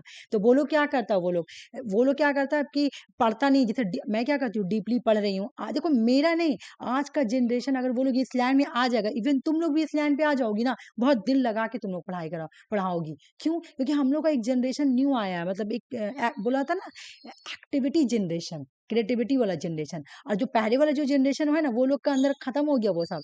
जैसे एक होता है ना कि हाँ हम हर चीज को जाने और जान के अपने स्टूडेंट को समझाएं, ठीक है, वो लोग नहीं था। क्योंकि हम लोग भी जब मास्टर्स में पढ़ रहे थे या फिर ग्रेजुएशन में थे, बहुत चीज का मतलब नहीं था। सर लोग पूछते से बताइए, पार पार कर देते थे, नहीं पता उसका मतलब, ठीक है। तो वो कहने का वही मतलब है कि पढ़ने पढ़ने से तो हो जाता। और तुम जैसे तुम बोल रही हो एमएड का टीचर है, छोटा मोटा तो टीचर होंगे नहीं, मैं सोच लो, ऐसी तो जॉब लगा हाँ, नहीं होगा। पीएचडी किए हुए अरे हैं, बाप रे, पीएचडी किए हुए हैं, एक्सपीरियंस है, कितना एज हो रहा है उनका। सोचो कितने बड़े मतलब ये होंगे। और क्या बोले सुषमा।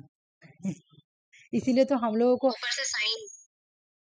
सोचो, और मैनेजमेंट पढ़ा रहे हैं। हम तो बोले कि ये टॉपिक मैनेजमेंट का है, कॉमर्स का टॉपिक है, हम लोग को पब्लिक एडमिनिस्ट्रेशन में हाँ पढ़ना पड़ता है, ठीक है। हम लोग को ये पब्लिक एडमिनिस्ट्रेशन में पढ़ना पड़ता है, लेकिन अच्छा है चलो नॉलेज हो रहा वो अलग बात है। बट उन लोगों को तो वो रखना चाहिए ना नॉलेज, लेवल जंपिंग क्या है।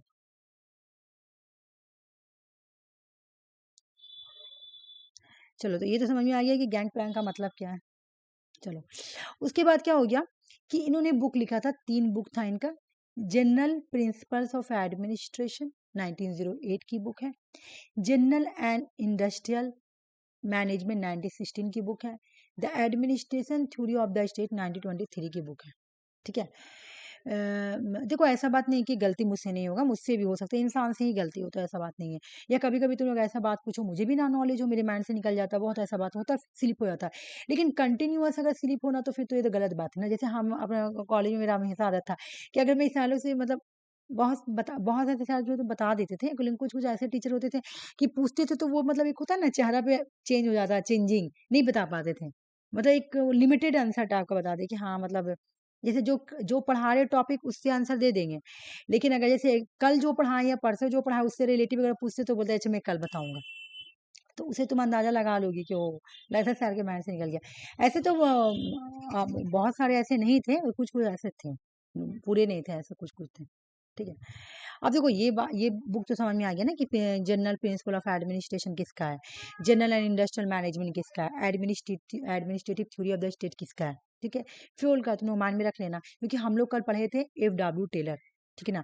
F.W. टेलर का बुक का नाम था पीस, है ना, सॉप, फिर काट आर्ट ऑफ कटिंग, है ना, और लास्ट में the principle of scientific scientific management. देखो मैनेजमेंट। डिफरेंट है। और यहाँ फ्यूल का क्या है, general principle of administration, general industrial management, administrative theory of the state, बिल्कुल डिफरेंट है फ्यूल्स टेलर से। ठीक है। और फिर हम लोग जितना भी थिंकर पढ़े तो उन लोगों का अलग अलग है, अलग करते जाएंगे। जैसे अभी हम लोग एक और थिंकर का पढ़े हैं, डॉगलेस मैकग्रेगोर का, ह्यूमन साइड ऑफ इंटरप्राइज उनका बुक का नाम है ना, डिफरेंट हो गया बिल्कुल। ह्यूमन साइड ऑफ इंटरप्राइज, ये डैगलोस का बुक है ना, मैकग्रेगोर डॉगलेस का बुक है। ठीक है। अच्छा, बोले कि फ्यूल जो थे ना, did not make any distance between public and private administration. मतलब देखो, बहुत सारे ऐसे थिंकर आए जो बोलते पब्लिक और प्राइवेट एडमिनिस्ट्रेशन में फर्क है, और बहुत सारे ऐसे थिंकर आए जो बोले पब्लिक और प्राइवेट एडमिनिस्ट्रेशन में कोई भी फर्क नहीं है। तो फ्यूल उनमें से थे जो बोलते, ये क्वेश्चन भी आया हुआ प्रीवियस। फ्यूल बोलते हैं कि नहीं भाई, मैं नहीं मानता हूँ, मैं did not make any distance, कोई भी फर्क नहीं है पब्लिक और प्राइवेट एडमिनिस्ट्रेशन में। अकॉर्डिंग टू फ्यूल, ये बोलते हैं पब्लिक एडमिनिस्ट्रेशन और प्राइवेट एडमिनिस्ट्रेशन में कोई भी फर्क, कोई भी डिफरेंस नहीं है। ठीक है। चलो आ जाओ, अब आ जाओ, ये 5 याद करना है भाई, फैक्ट से याद कर लेना तुम। बोला कि हेनरी फ्यूल आइडेंटिफाई करते हैं 6 प्राइमरी इंडस्ट्रियल एक्टिविटीज। एग्जाम में आता है कि फ्यूल के कितने तरह के फ्यूल ने कितने तरह के इंडस्ट्रियल एक्टिविटीज को आइडेंटिफाई किया है। तो फ्यूल ने एक ऑर्गेनाइजेशन के अंदर 6 टाइप ऑफ इंडस्ट्रियल एक्टिविटीज को आइडेंटिफाई किया है।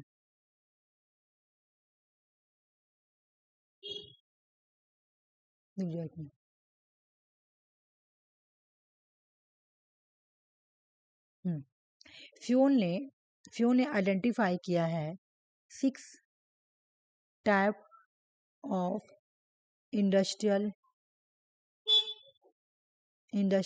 Activities.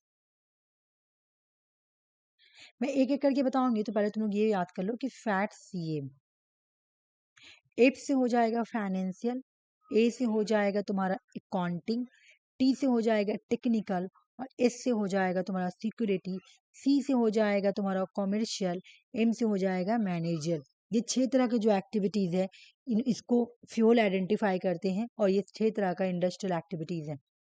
Henry fuel identify 6 primarily industrial activities. इन्होंने बोला एक ऑर्गेनाइजेशन में 6 तरह की एक्टिविटीज होनी चाहिए, 6 तरह से काम चलनी चाहिए। भाई कौन कौन देखते हैं। पहला बोला फैट, तो पहले मैं फैट ही पढ़ाऊंगी, ठीक ना। एफ यानी एक फाइनेंशियल डिपार्टमेंट होगा, ठीक है ना। फाइनेंशियल डिपार्टमेंट जो होगा वो कंसर्न करेगा with the search for the capital and it's optimal use for fund operation and growth. Financial department देखेगा कि कैपिटल को कहाँ से लाया जाए, कंपनी के अंदर में पैसा कहाँ लगाया जाए कि पैसा वापस आएगा, कैपिटल को कहाँ लगाए, है ना, कहाँ पे ऑप्टिमल यूज, कहाँ पे फंड लगाए कि कंपनी का ग्रोथ और बढ़े। ठीक है। ए का हो गया accounting, involve the preparation of various financial statement. जितना भी फाइनेंशियल स्टेटमेंट है, कहाँ पे पैसा दिया गया, एम्प्लॉय को कितना पैसा दिया गया, वर्कर को कितना पैसा दिया गया, किस प्रोजेक्ट में कितना पैसा रखा, ये सब का अकाउंट, किसको कितना रिटर्न किया गया, किससे कितना लिया गया, ये सब कौन संभालती है, अकाउंटिंग डिपार्टमेंट संभालेगी एक ऑर्गेनाइजेशन के अंदर। तब अच्छे से ऑर्गेनाइजेशन जो है ना रन कर पाएगी, क्योंकि अलग अलग फंक्शन सब अपना अलग अलग संभालेगा। T technical department relating to production and manufacturing process. Organisations के अंदर जो भी मैन्युफैक्चरिंग करना है, जैसे कोई एक तुम्हारा आईटी कंपनी है, तो आईटी कंपनी में जैसे मैं एक एग्जांपल दे रही हूँ, जैसे हम तुम लोग को हमेशा बोलती हूँ कि यूजीसी नेट का जो एग्जाम होता है, यूजीसी नेट का जो एग्जाम होता है ऑनलाइन, ये कौन कंडक्ट करवाता है, टीसीएस करवाता है। तो टीसीएस को गवर्नमेंट क्या देती है, टीसीएस को गवर्नमेंट देती है कि तुम क्या करो, यूजीसी नेट के लिए यूजीसी नेट एग्जाम को कंडक्ट करवा, ठीक है ना, टीसीएस को बोलती है। टीसीएस क्या करती है, जाके टेक्निकल डिपार्टमेंट को बोलेगी, टेक्निकल डिपार्टमेंट को बोलेगी कि आप जो है ना यूजीसी नेट के लिए एग्जाम कंडक्ट करने के लिए प्रोजेक्ट प्रिपेयर कीजिए। तो ये जो भी एक तरह का मैन्युफैक्चरिंग ही करेगा, है ना, जो भी प्रोडक्ट, अलग अलग कंपनी होता है तो अलग अलग तरीका का बात में बोल रही हूँ जैसे, तो जो भी प्रोजेक्ट वगैरह जो प्रोडक्शन करना होगा, जो भी मैन्युफैक्चरिंग प्रोसेस वगैरह हो, ये करेगा। ये फिर और भी ऐसे कंपनी होते हैं जैसे गेम बनाना, गेम कौन बनाता है? इंजीनियर लोग बनाता है ना। जो न्यू न्यू गेम आता है वो सब इंजीनियर लोग ही क्या करता है? लॉन्च करता है। तो मान लो कोई न्यू गेम बनाना है, ठीक है ना, मान लो कि कोई न्यू गेम बनाना है या कुछ भी करना है, तो बोलेगा कि भाई आप बनाओ, टेक्निकल डिपार्टमेंट को बोलेगा, तो ये लोग बनाएगा, ठीक है ना। तो ये इनको दे दिया गया बनाने। फिर हो गया तुम्हारा ए सिक्योरिटी, ऑर्गेनाइजेशंस के अंदर जो ऑर्गेनाइजेशन की प्रॉपर्टी है उसको प्रोटेक्शन देना। इंडिविजुअल जो ऑर्गेनाइजेशन के अंदर काम कर रहे हैं उनको प्रोटेक्शन देना, वो एक सिक्योरिटी डिपार्टमेंट होगा, वो फोकस करेगी, ठीक है ना। सी से कॉमर्शियल डिपार्टमेंट, कॉमर्शियल डिपार्टमेंट क्या देखेगी कि बाइंग कैसे करना है, सेलिंग कैसे करना है, उसको जो गुड्स बनाए गए हैं ना ऑर्गेनाइजेशंस के अंदर, उसको एक्सचेंज कैसे करना है, किस तरह से बेचना है और किस तरह से सेल करना है, किस तरह से लेना है, ठीक ना। ये commercial department buying, by and selling देखेगी। मैनेजर बोला, मैनेजरल जो हो ना, मैनेजर डिपार्टमेंट, ये 5 फंक्शन करेगी, ये अलग है। बोला जो मैनेजर डिपार्टमेंट है ना, ये 5 तरह का काम करेगी, ये अकेला 5 काम करेगी। जो मैनेजरल डिपार्टमेंट होगा ना, इन्होंने बोला कि ये बहुत इंपॉर्टेंट है, इसको 5 काम करना पड़ेगा, ठीक है ना। इसको जो काम करना पड़ेगा उसका नाम होगा POCC। जो मैनेजमेंट का फंक्शन होगा ना, ये 5 फंक्शन करेगी। है देखो, यहाँ पढ़ो चाहे यहाँ पढ़ो, दोनों सेम है। 5 फंक्शन क्या है? फ्यून ने बोला कि एक ऑर्गेनाइजेशन में जो मैनेजमेंट डिपार्टमेंट होगी उसको 5 फंक्शन करना पड़ेगा, ठीक है। क्या क्या भाई? Planning, planning, organisation, organisation, commanding, commanding, coordinating, coordinating, controlling, controlling. मतलब सबसे पहले आप क्या करो? प्लान करो, ठीक है ना। किसी भी प्रोजेक्ट को अचीव करने के लिए आप पहले प्लान करो। प्लान करने के लिए सबको ऑर्गेनाइज करो कि तुम अपने प्रोजेक्ट में किसको किसको लेना चाहते हो। चलो, जिसको लेना चाहते हो उसको ऑर्गेनाइज करो। ऑर्गेनाइज कर लिया मैंने। फिर उन लोगों को कमांड दो। कमांड देने के बाद उन लोगों को बोलो आपस में कोऑर्डिनेट होकर काम करने के लिए, ठीक है ना। और लास्ट में तुम उन लोगों को कंट्रोल भी करो, लास्ट में जाके देखो वो लोग काम कर रहे हैं कि नहीं कर रहे हैं, कंट्रोल करो कि वो लोग काम कर रहे हैं कि नहीं कर रहे हैं, ठीक है। तो ये हो गया तुम्हारा मैनेजमेंट का फंक्शन। देखो, मैनेजमेंट फंक्शन अलग है, इंडस्ट्रियल एक्टिविटीज अलग है। इन्होंने 6 तरह का इंडस्ट्रियल एक्टिविटीज बोला, ये 6 पार्ट में ही एक आएगा मैनेजमेंट का फंक्शन। अब मैनेजमेंट फंक्शन इन्होंने 5 तरह का बोला। मैं एक बार फिर से यहाँ पे तुम लोगों को फ्लो चार्ट बना दे रही हूँ, कंफ्यूजिंग हो जाएगा ना। देखो, फ्यूल क्या कर रहे हैं, ठीक है ना।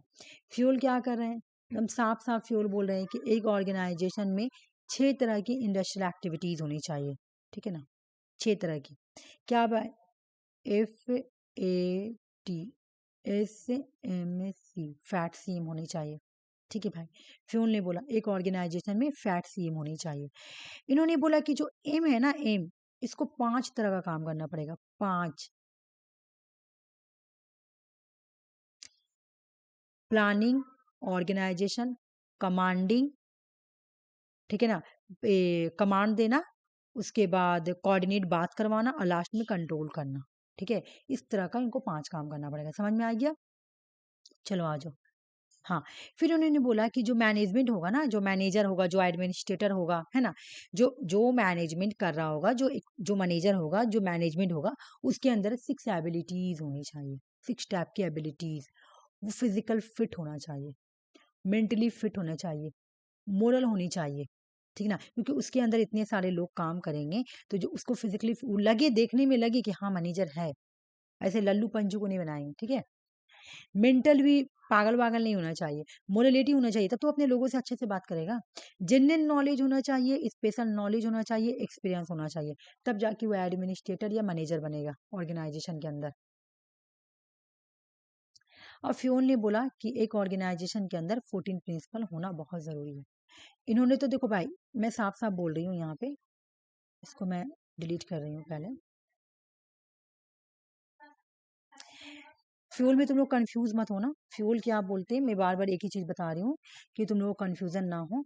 फ्यूल बार बार एक बात बोल रहे हैं, फ्यूल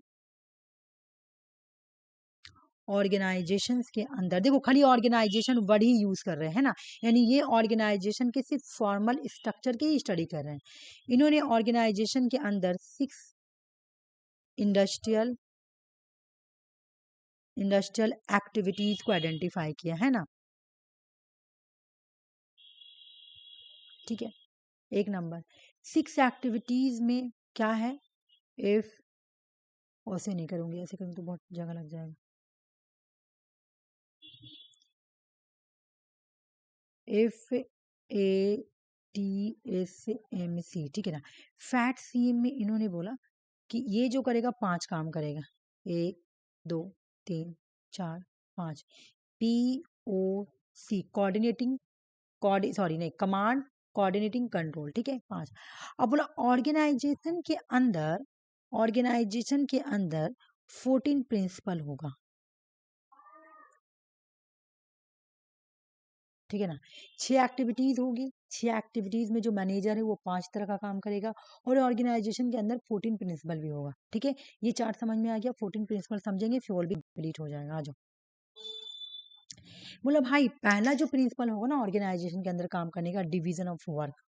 आप वर्कर को उनके स्पेशलाइज के अकॉर्डिंग काम बांट दो। डिवीजन ऑफ वर्क का मतलब है एक ऑर्गेनाइजेशन के अंदर जो पर्सन जिस काम में स्पेशलाइज है, जिस काम में माहिर है, जिस काम में उसको स्किल है, उस पर्सन को वही काम दो, ठीक ना। Specialisation increase productivity by allowing individual to focus on specific task situated their skill. जो पर्सन जिस स्किल में स्पेसिफाई है ना, उसको वही टास्क दो, ठीक है। समझ में आ गया। डिवीजन ऑफ वर्क करो। मान लो कि कोई फाइनेंस में बहुत अच्छा है तो उसको फाइनेंशियल डिपार्टमेंट वाला काम दे दो। कोई अगर अकाउंट में अच्छा है तो उसको अकाउंट डिपार्टमेंट वाला काम दे दो। कोई टेक्निकल डिपार्टमेंट में अच्छा है तो उसको टेक्निकल वाला काम दे दो। इस तरह से काम को बांट दो। ऑर्गेनाइजेशन के अंदर ऑथोरिटी भी होनी चाहिए, रिस्पॉन्सिबिलिटी भी होनी चाहिए। बोला क्यों? बोला manager must have authority to give order. Manager को पावर दे दो कि तुम्हारे अंदर तुम्हारे पास ये ऑथोरिटी है कि तुम ऑर्डर दो, लेकिन तुमको ये रिस्पॉन्सिबिलिटी भी है कि तुमको ये काम कंप्लीट करवाना है। और टास्क अगर अगर अगर ऑर्गेनाइजेशन को हम सिर्फ ऑथोरिटी दे देंगे ना, तो वो क्या करेगा, उन लोगों के जो एम्प्लॉय है ना, एम्प्लॉय बस उसके पास सिर्फ पावर ही दिखाते रह जाएगा, सिर्फ उनके ऊपर डोमिनेशन ही करेगा। लेकिन उसको हम अगर दोनों चीज दे देंगे ना, ऑथोरिटी और रिस्पॉन्सिबिलिटी, तो एम्प्लॉय को डिक्टेटरशिप नहीं दिखाएगा, बल्कि वो क्या करेगा, एम्प्लॉय के साथ बहुत अच्छे से रहेगा। बोलेगा क्योंकि उसको रिस्पॉन्सिबिलिटी है ना, काम कंप्लीट करवाना, टास्क कंप्लीट करवाना। मैंने रिस्पॉन्सिबिलिटी दे दिया, ये तुम्हारा रिस्पॉन्सिबिलिटी इस प्रोजेक्ट को कंप्लीट करवाना। मैनेजर सुनो, ये तुम्हारा रिस्पॉन्स है, हम तुमको ऑथोरिटी दिए, तुम जैसे भी ऑर्डर देकर जो भी तरीका से, ये तुम्हारा रिस्पॉन्सिबिलिटी है कि तुम एम्प्लॉय को ऑर्डर दो और काम कंप्लीट कराओ और टास्क कंप्लीट कराओ। अब मैंने दोनों दे दिया, रिस्पॉन्सिबिलिटी भी दे दिया, ऑथोरिटी भी दे दिया, ठीक है। तो यहाँ पे फिर बोलते हैं कि अगर दोनों में से कोई एक भी चीज देंगे तो खराब हो जाएगा। खाली अथॉरिटी देंगे तो मैनेजर डिक्टेटर हो जाएगा, उसको पता है कि काम करो चाहे मत करो, मैं तुमको डोमिनेट करूंगा, ठीक है। अगर खाली रिस्पॉन्सिबिलिटी दे देंगे तब वर्कर अच्छे से काम नहीं करेगा, है ना, क्योंकि उसको पता है कि सिर्फ उसका रिस्पॉन्सिबिलिटी, हम क्यों काम करें, हमको कोई डांटने मारने वाला नहीं, उनको अथॉरिटी नहीं दिया गया, आपका क्या पावर है ना। तब नहीं, हम दोनों चीज देंगे, दोनों चीज देंगे तो क्या करेगा, ऑथोरिटी भी दिखाएगा, पावर भी दिखाएगा, काम करो, उनको कंट्रोल भी करेगा और बिल्कुल अच्छे से बोलेगा, पहले अच्छे से समझाएगा, है ना, उनको अच्छे से गाइड करेगा, अच्छे से काम, क्योंकि उनका रिस्पॉन्सिबिलिटी है ना, उनको पावर दिया गया तुमको ऑर्डर दो, लेकिन वो आके अपने एम्प्लॉय से अच्छे से बात करेगा, अच्छे से उनको प्लान बताएगा, अच्छे से ऑर्गेनाइज करेगा, ठीक है। तो ये दोनों चीज ऑर्गेनाइजेशन में होना जरूरी है, ऑथोरिटी एंड रिस्पॉन्सिबिलिटी। ऑर्गेनाइजेशन में डिसिप्लिन होना बहुत जरूरी है भाई। Employ must adhere to the organisation rules and agreement. Rules and agreement के अकॉर्डिंग चलना चाहिए, ये नहीं जिस पर्सन को जो आया काम करे, बिल्कुल भी नहीं। यूनिटी ऑफ कमांड होनी चाहिए। यूनिटी ऑफ कमांड का मतलब का, एक सुपीरियर होगा बस। each employee should receive order from only one superior, ठीक है। बोला एक एम्प्लॉय सिर्फ, ये इंडिविजुअल भी क्वेश्चन आता है, पता ना यूनिटी ऑफ कमांड का मतलब क्या, इंडिविजुअल क्वेश्चन आता है। ईच एम्प्लॉय, एक एम्प्लॉय सिर्फ should receive order for only one superior, सिर्फ एक ही सुपीरियर के ऑर्डर को ही मानेगा, उसी को। अगर तुमसे कोई बोले व्हाट इज, जैसे अभी सुषमा बोली कि पूछा गया कि लेवल जंपिंग का मतलब क्या, तो सर नहीं बता सके, नहीं गैंग प्लान का मतलब क्या, तो गैंग प्लान का बस एक डिफिनेशन क्या है भाई, लेवल जंपिंग। लेकिन तुमसे अगर कोई पूछे यूनिटी ऑफ कमांड का मतलब क्या है, तो तुम क्या बोलेगी, इंग्लिश में बोलेगी one employ should receive only one superior order follow करेगा। अगर हिंदी में बताओगी तो तुम बोल सकती हो कि एम्प्लॉय या सबऑर्डिनेट सिर्फ एक ही सुपीरियर के ऑर्डर को फॉलो करेगा, सिर्फ एक ही, एक एम्प्लॉय एक ही सुपीरियर को ऑर्डर को फॉलो करेगा, उसी को यूनिटी ऑफ कमांड बोलते हैं। बोला ये क्यों, ताकि कंफ्यूजन ना हो। ये क्यों यूनिटी ऑफ कमांड क्यों लाया गया, ताकि कंफ्यूजन ना हो, ठीक है ना। यूनिटी ऑफ डायरेक्शन, मैनेजर जो है वो डायरेक्शन देगा, किस तरह से वो प्लान बताएगा, है ना, कि एक एक प्लान बनाएगा जिस सभी को फॉलो करना पड़ेगा, एक एक्शन एक गाइड सब करेगा, ये बताएगा यूनिटी ऑफ डायरेक्शन, है ना। यूनिटी ऑफ डायरेक्शन होगा, इस प्रिंसिपल के अकॉर्डिंग ऑर्गेनाइजेशन में काम किया जाएगा। Subordination of individual interest to the general interest, बोला भाई सुनो, the interest of organisation should take precedence over individual interest, बोला ऑर्गेनाइजेशन के अंदर किसी एक इंडिविजुअल का इंटरेस्ट नहीं चलेगा, किसी एक सब नहीं, जनरल इंटरेस्ट, सभी का इंटरेस्ट होना चाहिए, ठीक है ना। सब क्या चाहते हैं, सबका किस चीज में इंटरेस्ट है, उनके बात को माना जाएगा, ठीक है ना। रिम्यूनरेशंस देख लो, मैं कल जब मैं टेलर पढ़ा रही थी, तो मैं टेलर में भी बताई थी कि टेलर क्या बोलता है कि पैसा दे दो तो वो ज्यादा काम करने लगेंगे, सुनी थी ना, कि पैसा दे दो ज्यादा काम करें, इनिशिएटिव दे दो ज्यादा काम करने लगेंगे, ये भी यही बात बोल रहे हैं। देख लो, रिम्यूनरेशन का मतलब होता है पैसा देना। Fair compensation should be provide employ for their service, वो जितना काम कर रहे हैं ना उतना रिम्यूनरेशन दे दो, रिम्यूनरेशन का मतलब जितना काम करे उतना पैसा दे दो, ठीक है। Centralisation, the degree of central, बोल रहा है कि देखो भाई, ऐसे तो इन्होंने सेंट्रलाइजेशन ही हेडिंग दिया है, इन्होंने 7 प्रिंसिपल में सेंट्रलाइज ही वर्ड यूज किया है, लेकिन इन्होंने डिफिनेशन में बोला है कि दोनों होगा, सेंट्रलाइज भी होगा, डिसेंट्रलाइज। बोला जब आप कोई डिसीजन ले ऑर्गेनाइजेशन के अंदर, तो ज्यादातर तो वो सेंट्रलाइज होगा, लेकिन कभी कभी वो डिसेंट्रलाइज भी कर दो, कोई प्रॉब्लम नहीं है, लेकिन हेडिंग में इसको सेंट्रलाइजेशन ही रखा गया। बोला स्केलर चेन होगा, स्केलर चेन का मतलब क्या, क्लियर। अच्छा तुमसे अभी अभी हम क्या बोले कि चलो बताओ, गैंग प्लान का मतलब क्या है, तो तुमने बोली लेबल जंपिंग, है ना, लेबल जंपिंग बोली गैंग प्लान का मतलब। अगर तुमसे कोई पूछे कि स्केलर चेन का मतलब क्या है, तो स्केलर चेन का मतलब होता है clear line of authority. Clear line of authority का मतलब क्या, ये वाला चैन ऑफ कमांड जो होता है ना, तो जो ये वाला, मुझे पता है कि ए बड़ा है, बी बड़ा है, पूरा यहाँ पे क्लियर है, डी ई एफ, मुझे पता है कि ये मुझसे, ए बी बड़ा है मुझसे ज्यादा, सी मुझसे इससे भी बड़ा है, पूरा मुझे पता है। ये स्केलर चैन है ना। There should be clear line of authority from top management to lowest rank, जहाँ पे चैन ऑफ कमांड, बिल्कुल इस तरह से चैन ऑफ कमांड इसको बोलते हैं, ठीक है। ए बी सी डी, पहले वाला मेरा पीडीएफ में ये वाला बना हुआ था नक्शा, अभी नहीं बना हुआ, अभी मैं डिलीट कर दी हूँ, सॉर्ट करने के लिए मैं डिलीट कर दी हूँ, मैं इस तरह से बना हुआ था, इस तरह से, ठीक है। ए बी सी डी, मुझे पता है मुझसे बड़ा बी है, बी से बड़ा सी है, सी से बड़ा डी, बिल्कुल क्लियर है ना, बिल्कुल क्लियर लाइन ऑफ ऑथोरिटी है, यानी स्केलर चैन है या चैन ऑफ कमांड है, ठीक है। ऑर्डर क्या, एक ऑर्गेनाइजेशन के अंदर ऑर्डर फॉलो होना चाहिए, है ना, ऑर्डर फॉलो होगा तभी अच्छे से ऑर्गेनाइजेशन रन कर पाएगा।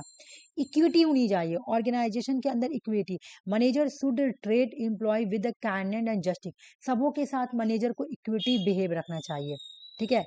Stability of tenure of personality, high employ turnover should be avoid to maintain the organisation stability, organisation के अंदर तुम उनको पर्सनल ट्यून्यूअर दो, मतलब उनको बता दो तुम्हारा जॉब का एक सिक्योरिटी है, ठीक है ना, तुम्हारे जॉब का एक सिक्योरिटी, इतने दिन तक तुम काम करोगे, मतलब एक सिक्योरिटी दे दो ना कि हाँ तुमको कोई निकालेगा नहीं, इस तरह से। इनिशिएटिव, अगर एम्प्लॉय कुछ इनिशिएटिव करता है ऑर्गेनाइजेशन के अंदर, तो मैनेजर को उसको इनकरेज करना पड़ेगा, ठीक है, बहुत अच्छा काम किए, तो इस तरह से क्या करेगा वो, बार बार और मेहनत करेगा और मेहनत करेगा, ठीक है।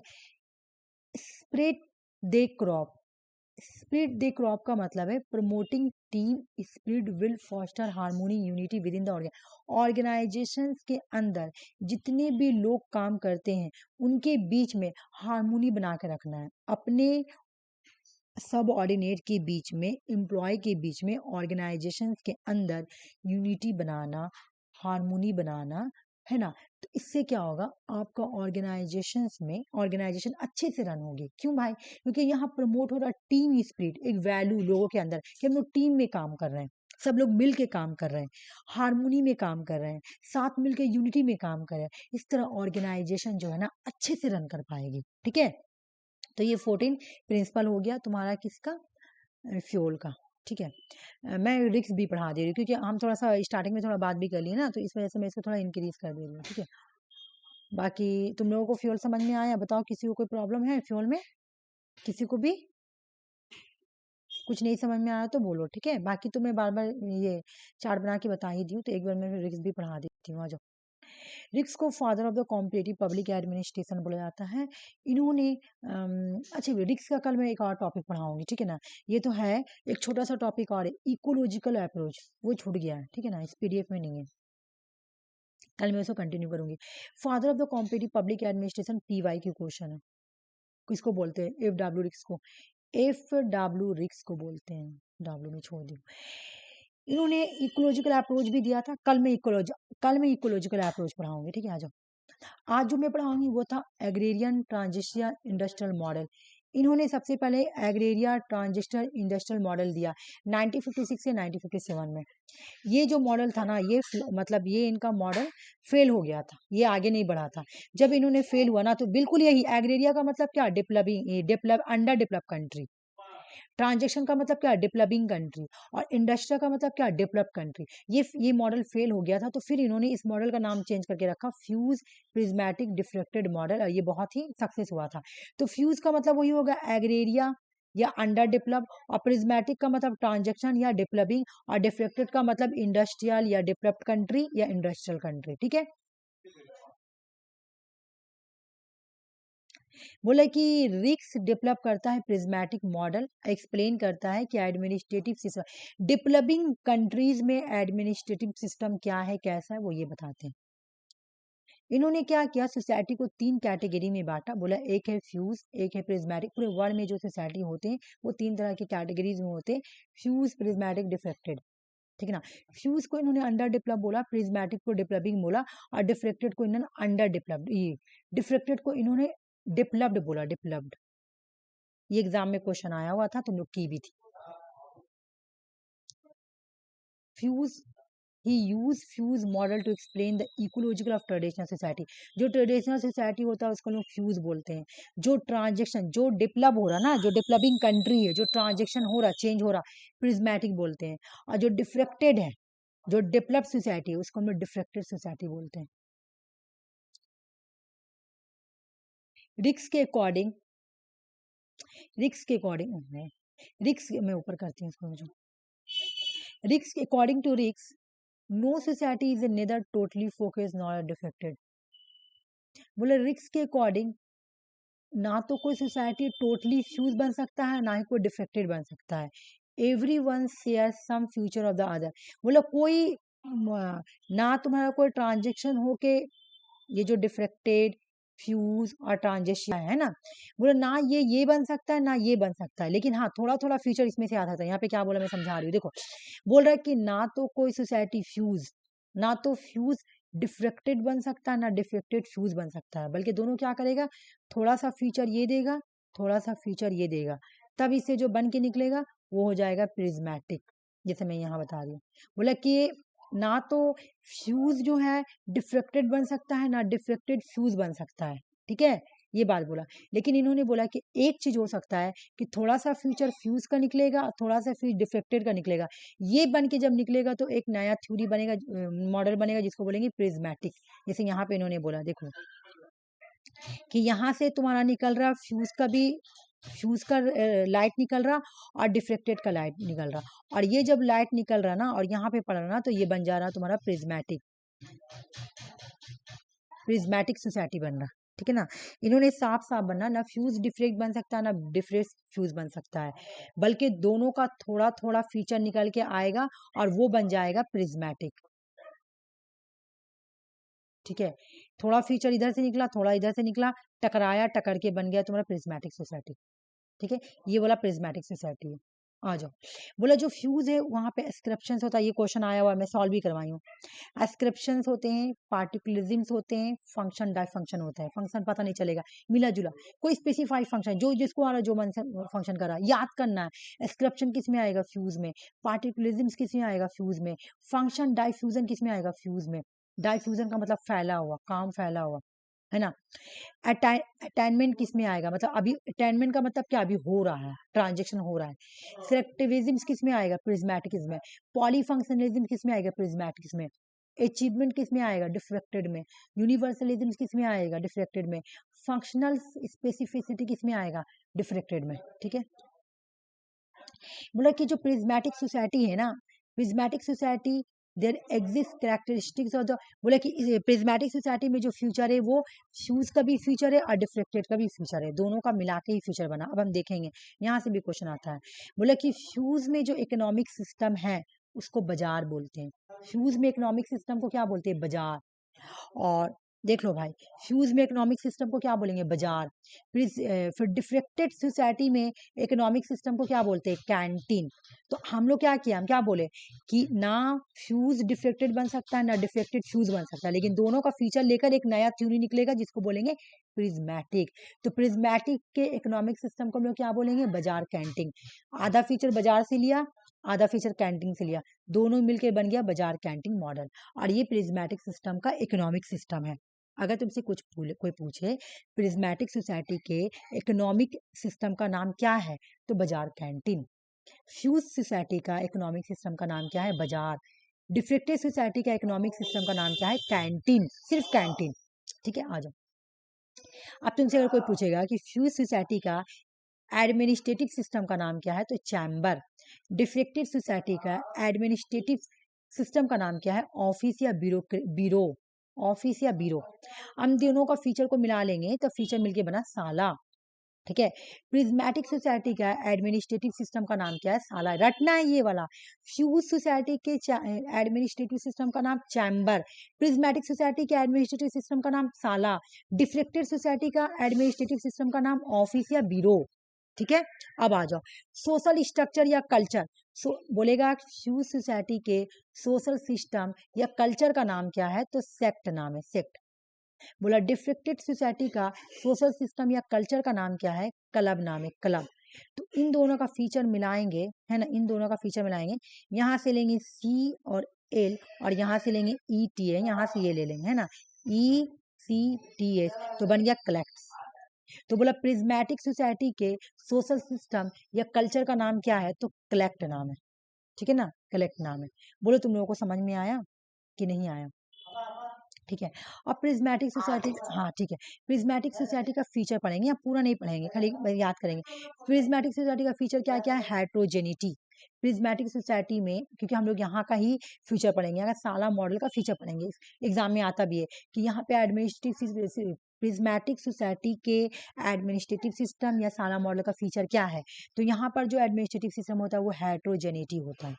ठीक है ना, यहाँ पे फॉर्मलिज्म होता है, यहाँ पे ओवरलैपिंग होता है, यहाँ पे नेपोटिज्म चलता है, यहाँ पे पॉलीनॉर्मेटिज्म होता है, यहाँ पे पॉलीकॉम्युनल होता है, यहाँ पे बाजार कैंटीन सिस्टम होता है जिसको इकोनॉमिक सिस्टम बोला जाता है। ठीक है, जो कि दोनों का कॉम्बाइन होता है ना, बाजार कैंटीन। ये तुम्हारा कंप्लीट हो गया पीडीएफ। ये पीडीएफ कंप्लीट हो गया। अगर तुम लोगों को कहीं भी नहीं समझ में आ रहा तो प्लीज बोलो मुझे, सारा ही कंप्लीट। कहीं पर भी हौच पौच हुआ होगा, तुम लोग ना कल थोड़ा सा FW फ्रिक्स को पढ़ के आना। पहले मैं MCQ का टेस्ट लूंगी, अपना मुंह से बोलूंगी, ठीक है, और उसके बाद में रिक्स का जो इकोलॉजिकल टॉपिक है वो स्टार्ट करूंगी। ठीक है, ये बोला पढ़ कर आना, इकोलॉजी में फिर करवाऊंगी। ठीक है, रिक्स का ही है वो इकोलॉजी। ठीक है, तो आज का क्लास में यहीं तक